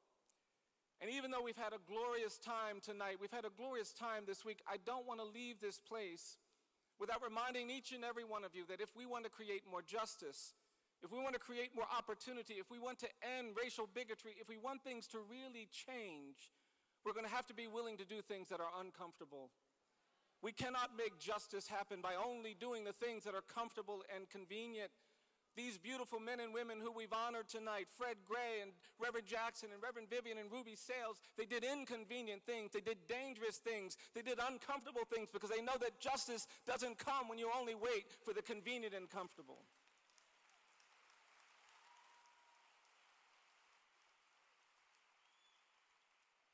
And I have an insight about this. I represent people on death row. And I sometimes have difficult moments when you represent people on death row, when you fight against something like the death penalty, when you fight against excessive punishment, sometimes you get pushed down. A few years ago, we had somebody with an execution date in this state, and he didn't have a lawyer. One of the challenges of our country is that we've got a death penalty system where people are literally dying for legal representation. Our criminal justice system treats you better if you're rich and guilty than if you're poor and innocent. Wealth is the determinant. And this man called me and he said, Mr. Stevenson, I've got a date in 30 days and I don't have a lawyer. And we made a pledge to represent anybody facing execution who didn't have a lawyer, and so we got involved in this case. And I learned that this man was intellectually disabled. It was very clear to me that he suffered from this disability, and our courts had banned the execution of people with intellectual disability. So I went to the trial court and said, you can't execute this man, he's intellectually disabled. And the trial court said, no, it's too late, somebody should have raised that years ago. I said, no, it's not too late, we can stop this execution. Trial court said too late, so we went to the state court. The state court said too late. The appeals court said too late. The federal court said too late. Every court we went to said too late. And it was getting close to the time of the execution, and finally it was the day of the execution. I was in my office waiting for the court to rule on this motion for stay, and we got to the United States Supreme Court. And about an hour before the execution, I got that dreadful call from the clerk telling me that the motion for a stay of execution had been considered and reviewed, but the judgment of the court was that our motion for a stay of execution was due to be denied too late. And then I had to do the hardest thing we have to do in our work. I got on the phone with this man and I had to tell him, I had to say, I'm so sorry, but we can't stop this execution. And then this man did the thing that I dread the most in that moment. He began to cry. And within a few minutes, he was sobbing. And I was holding the phone while this man just sobbed, and I couldn't think of what to say. And then this man said to me, he said, Mr. Stevenson, please don't hang up. He said, I've got something really important I want to say to you. I said, of course, I won't hang up. And then this man tried to say something to me, but in addition to being intellectually disabled, he had another challenge. When he got nervous, when he got anxious, when he got worried, he would begin to stutter. He had a speech impediment, and sometimes it would be really hard for him to get his words out. And in that moment of anxiety and tension, he could not get out his words. And I was holding the phone while this man was trying to say something, but he couldn't get his words out. And he kept trying, and he kept trying, and he kept trying. And the next thing I knew, tears were running down my face because it was so painful, so uncomfortable to hear this man trying to get his words out, and he couldn't. And he kept trying, and he kept trying, and it was so uncomfortable, so overwhelming, my mind actually wandered. And I remembered how when I was a little boy, my mom had taken me to church one Sunday. We grew up in a little small church, and my brother and I were there, and we were talking to our friends, and on that particular Sunday, I saw a little boy I'd never seen before. And this little boy wasn't saying anything. I just turned to him, I said, what's your name? Where are you from? And I remember this little boy trying to answer my question, but he too couldn't get his words out right. He had a speech impediment. He stuttered, and when he couldn't get his words out right, I did something really ignorant. I laughed. And my mother saw me laughing at this little boy, and she gave me this look I'd never seen before. And she came across the room, and she pulled me aside, and she said, Bryan, don't you ever laugh at somebody because they can't get their words out right. Don't you ever do that. And even at 9 and 10, I was a little bit of a young lawyer, so I started saying, well, Mom, I wasn't sure what was going on over there. It wasn't clear to me what was happening. And my mother said, no, Bryan, you know better than that. And my mother could be really, really particular. And so she looked at me, she said, now you go back over there and you tell that little boy you're sorry. I said, okay, Mom. And I took a step, and my mom grabbed me by the arm. She said, wait, after you tell that little boy you're sorry, I want you to hug that little boy. I kind of rolled my eyes, but I said, okay, Mom. And then I took a step, and she grabbed me by the arm again. She said, wait, after you hug that little boy, I want you to tell that little boy you love him. I said, Mom, I can't go over there and tell that little boy I love him. And she gave me that look, and so I did. I went over to this little boy, and I said, look, man, you know, I'm sorry. And then I lunged at him and gave him my little boy version of a man hug. And then I tried to say to this child as insincerely as I possibly could, I said, look, man, you know, well, I don't know, well, you know, I don't know, well, I love you. And what I've forgotten until the night of this execution was how that little boy hugged me back.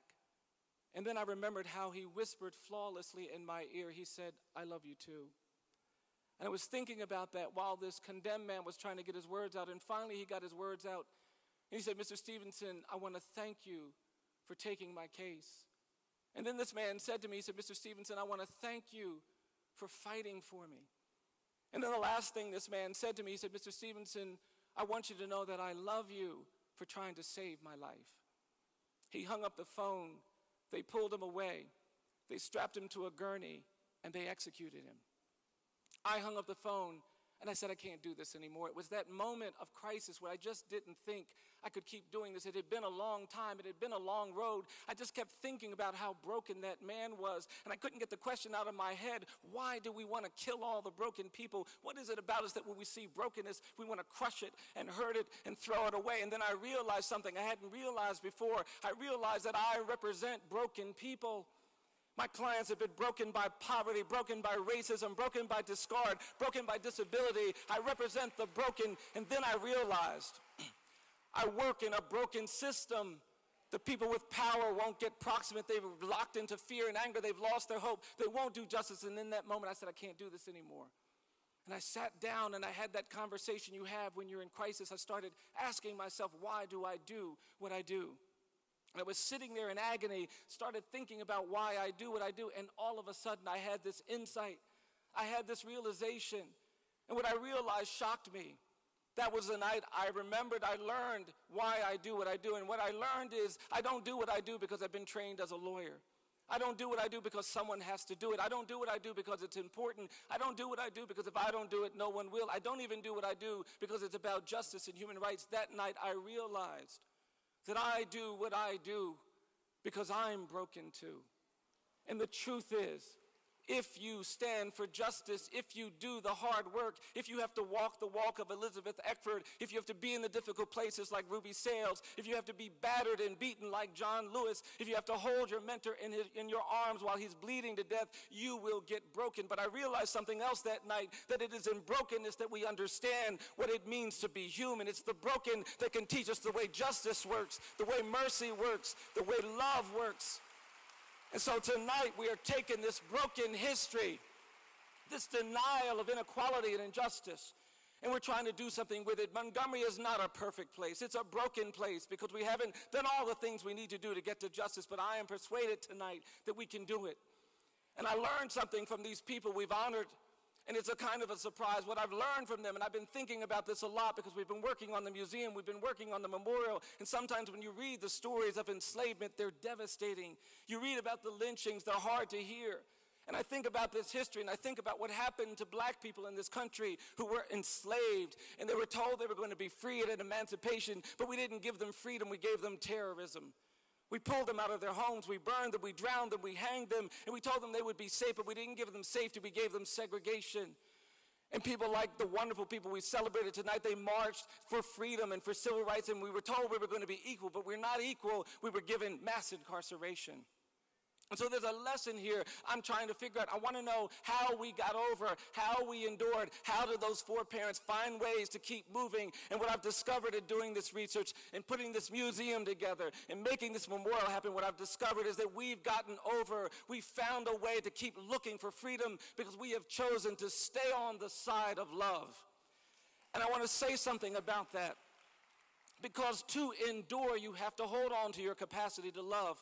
And we've got some frustrating days ahead of us, some challenging days ahead of us, and it's going to make us angry, it's going to make us weak, it's going to make us tired. But tonight, I want to just say to you, I hope you'll stay on the side of love, because love is what's going to teach us how to overcome. When you understand the power of love, you understand some things that other people don't understand. You can't allow hate and violence to claim you. It's love that can teach us that no one is illegal. It's love that can teach us that all human rights are valuable. It's love that will teach us that all of us are more than the worst thing we've ever done. It's love that will teach us that the opposite of poverty isn't wealth, but the opposite of poverty is justice. And so tonight, I really want to urge you to stay on the side of love, even as we do this hard work. There is something beautiful waiting for us, I am persuaded. And in honor of these extraordinary people that we have lifted up tonight, I want to make that commitment to, with love in our hearts, keep fighting. These people have taught me something. They've taught me that sometimes you have to stand even when people say sit down. Sometimes you have to speak even when people say be quiet. Sometimes you have to fight even though it doesn't seem like you've got any energy left. Sometimes you have to hold on even though you don't think you could hold on. And tonight I want you to join us in making the beginning of this movement, this legacy museum, this memorial for peace and justice, more than a monument, more than a statue, more than a place. We want you to help us make it a movement. We want to create something that is lasting and changing. And we believe tonight that if we believe in freedom, if we believe in love, we can create a more just society. I want to thank all of you for being with us, standing with us, fighting for us, but mostly staying with us as we try to create a better tomorrow. Now, thank you.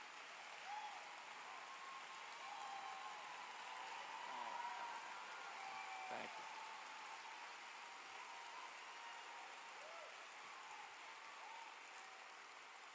Now, it is my great honor to end the evening with the extraordinary multi-Grammy Award-winning artist, Miss Patti LaBelle.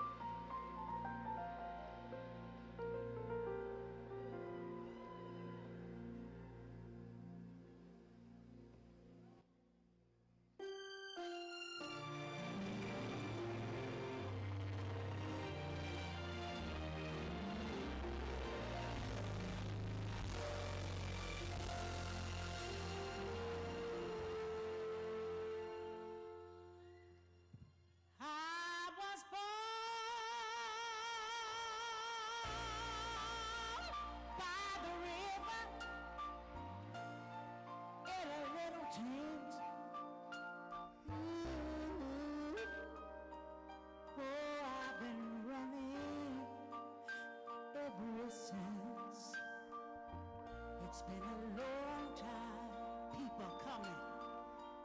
Oh, I know, change gon' come. Oh, yes, it will. It's been too hard living, but I'm afraid to die. I don't know what's up there beyond the sky. It's been a long time coming, but I know change gon' come. Oh, yes, it will. So I go to the police, said I go downtown. People can be petty now, don't stay around. Oh, it's been a long time coming, but I know change gon' come. Oh, yes, it will. And I go to my brother.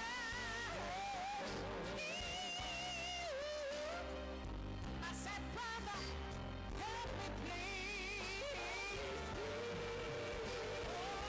When my brother keeps on knocking me, I come on, baby,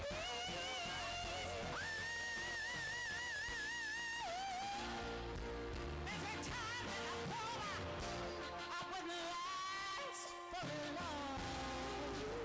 Oh, but now I think I'm able. I think I'm able to carry on.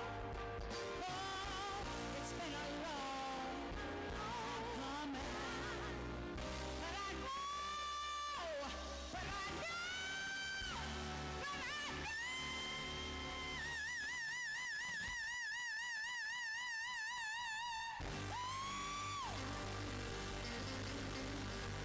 Change is coming, y'all. Hallelujah.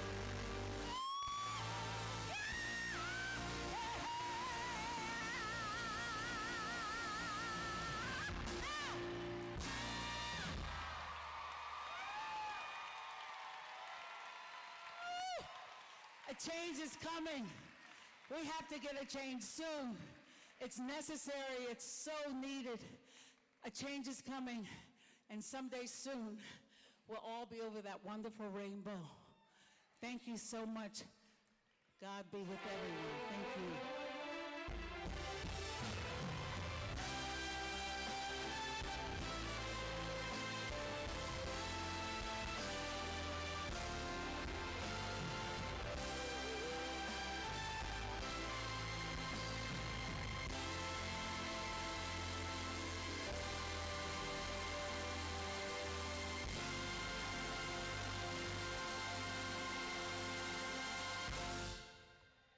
Somewhere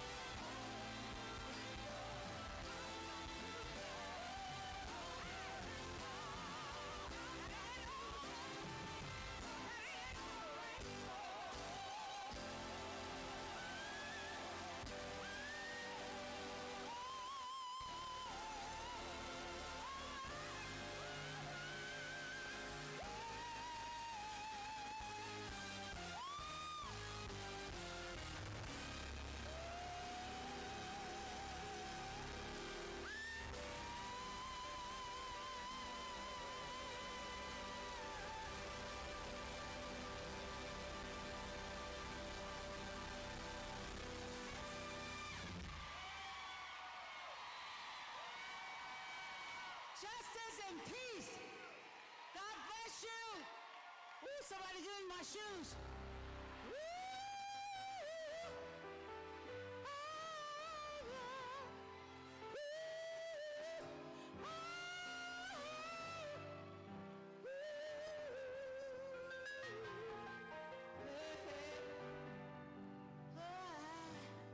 I wanna fly so high, so high, so high.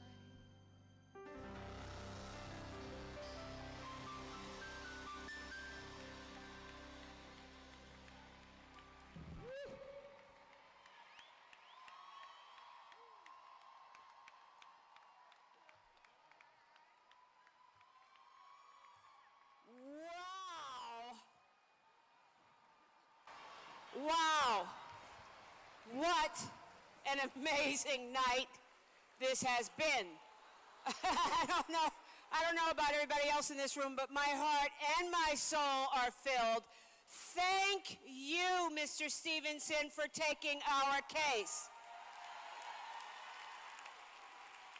And thank all of you for joining us tonight and making this opening ceremony truly special. I encourage you, all of you, to carry this energy, get on your marching shoes, and spread the word about the museum and memorial here in Montgomery and all of the incredible work that the Equal Justice Initiative is accomplishing across the nation. Good night.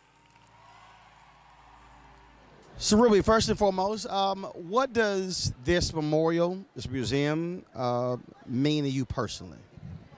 Well, as an African-American woman who grew up in the South during segregation, it reminds me of the long and unbroken history of white supremacy. It reminds me of the commodification, the dehumanization, the captivity, and the objectification of black bodies and black lives to fuel an economy in American society. One of the things that, as I walked through the memorial, and you saw it broken down by county, and then you see these stories. And I tell people all the time, I mean, this is our reality in this country. So when people say, well, I don't really understand why black folks get so upset, when you look at people who did not go, who weren't convicted, who didn't go to trial, the case involving you as well, we have to live with that, unlike other folks.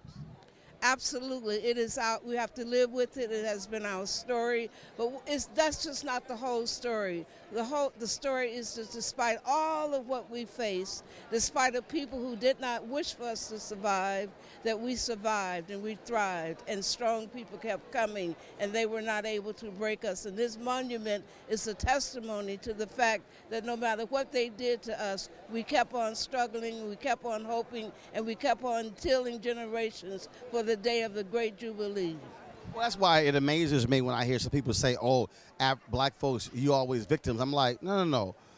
All the stuff we've had to endure for 398 and a half years, no, that ain't victims. That's called victors. That's called it's not only victors, but it's also people who stand above the rest. African Americans, I was just thinking the other day that the South will be the battleground in the 21st century for a new civil and human rights movement, that the sons and daughters of those sharecroppers who were forced to leave the South because of apartheid and terrorism, they are now returning back to the South, and the South has a rendezvous with destiny, and we will see a new movement rising up out of the South in the 21st century. Well, and last question for you, does it also warm your heart when you see so many young folks who understand the parallels with history and understand what happened before informs us today and then also informs our future? Well, I think what warms my heart is that they're saying the same thing that Sojourner Truth said. They're saying the same thing that Frederick Douglass said. They're saying the same thing that black people said on those slave ships. Black lives matter. That has been the cry of black people for more than 400 years in a society that said that we were property, in a society that said that we belonged to the state. We have uttered that long historical cry, Black Lives Matter, Black Lives Matter. And now our children are just carrying up the cry, and they're saying Black Lives Matter. Ruby Sales, we appreciate it. Thanks a bunch. All right. Reverend Vivian, first and foremost, what you have here is you have, with this memorial, challenging America to own up to its past. In fact, that's the most important thing that's had. But deeper than that, what he did was what the minister now.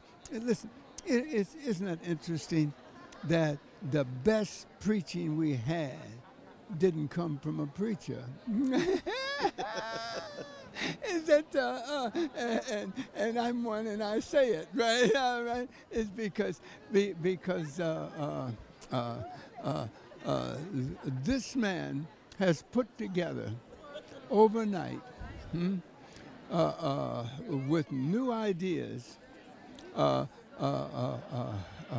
what we all need, and now it's a matter of how will we keep it at the level it's at, and how will we keep it using all the best talent we got, and we saw people tonight that the best singers we got, but for the first time we see a sister get happy. Who is one of the best singers we've had? Right? Well, one of the things that also I think jumps out is when the fact that Dr. King always talked about black folks were here to redeem the soul of America, right. And the reality is America has never wanted to confront its past and what it has done to black folks for 398 and a half years. And this is why Martin talks about it is our job to save America, actually save it, not have it join a church, but actually save it, right? And we can. We've got the beginning of it, right here in this gymnasium or whatever it is. It makes you happy, Doc. Is that I just I'm going to the man and tell him, Doc, what do we do next? And whatever you say, we're going to do it. Well, it's always good seeing you. Yeah, and oh, man, listen, Doc. You're one of those people that when you hit a radio show or something, you really makes the people happy that live beyond that, but make the best use of it. Well, somebody, like I say, I just told Ruby Sales, somebody got to give him a little help. Yeah, that's exactly right. But only for the purpose of, but really for the purpose of going beyond the level of both you and the persons, that it's a good way to tell to make everyone come to the fact that now I'm going to watch this, but I mean it, is that God has something going that we don't know of. I'm just waiting to help. All right, then. All right. I appreciate it. All right. Good seeing you. Always good seeing you. All right, then. All right. I'll see you in Atlanta. Okay. All right, baby. So, again, for a lot of people, when you think about this memorial, the museum, some people would say tourism, but the fact that it's in Alabama, not in D.C., not in New York, not some other place. I just think it's really important that this memorial is on the old site of a slave auction house. I think it's important that we in Alabama also appreciate what's in our backyard. I know that if we don't tell our history, others will tell our history. And while Alabama has a very painful history, from that history came a civil rights movement, a voting rights movement that changed the world. And I think it's really important that we understand the lessons of the past so that we don't repeat them. But I also really think that it's important that we come back. It is a journey. It is a journey. And I think coming back to Alabama for that journey is befitting. One of the things that, as I walked through, so you saw these pillars and the fact that they created a second set for counties to have to, one, acknowledge their history. So I was talking to one woman, and she said, here's one for Montgomery County. And so what will you say to officials in this county that if they want to start for others to apologize for it, start here? Well, I had an opportunity to walk through the memorial today with my mother, who's from Lowndes County. And we came to that pillar from Lowndes County and saw all those names. And what was sad is my mom turned to me and said, but what about, and what about? So it really is an incomplete history. This is just the beginning of the conversation. If we're really going to have atonement and healing, we're going to need people to come forward with the stories of others, the untold stories, so that we can truly document it. I think that what I would say to the folks in Dallas County and in Lowndes County, all the officials, is that in order for us to move forward, we have to really, really understand and appreciate our past for all that it is, the pain that it is, because we can only grow from that. And I think that this is just the beginning of a conversation that America needs to have, because America's never really come to terms with race. And I think that it starts with really acknowledging the problem. It is a problem. It's like having an addiction. One has to first acknowledge it. And I think that in order for this nation that we all love and help to build to really heal, we have to atone and acknowledge the painful past. And why not start here? But is it even more difficult when this week started with Confederate Memorial Day, literally state holiday? And so, and you have folks who will defend that. And then when I'm doing the research, that there are two other state holidays here, Robert E. Lee and also Jefferson Davis. And so it's sort of this weird juxtaposition between that on Monday and this on Thursday. You know, growing up in Selma and being from Selma, Alabama, where there's a complicated history of Civil War and civil rights living side by side, and being a native Alabamian, all I can say is we can't revisit history or remake history, but we have to embrace it for all of its pain, but learn from that pain and move forward. And I think that while we've made amazing progress, I mean, I'm the first African-American woman to represent Alabama in Congress, but it was in 2010. 2010, why so long? Why did it take so long?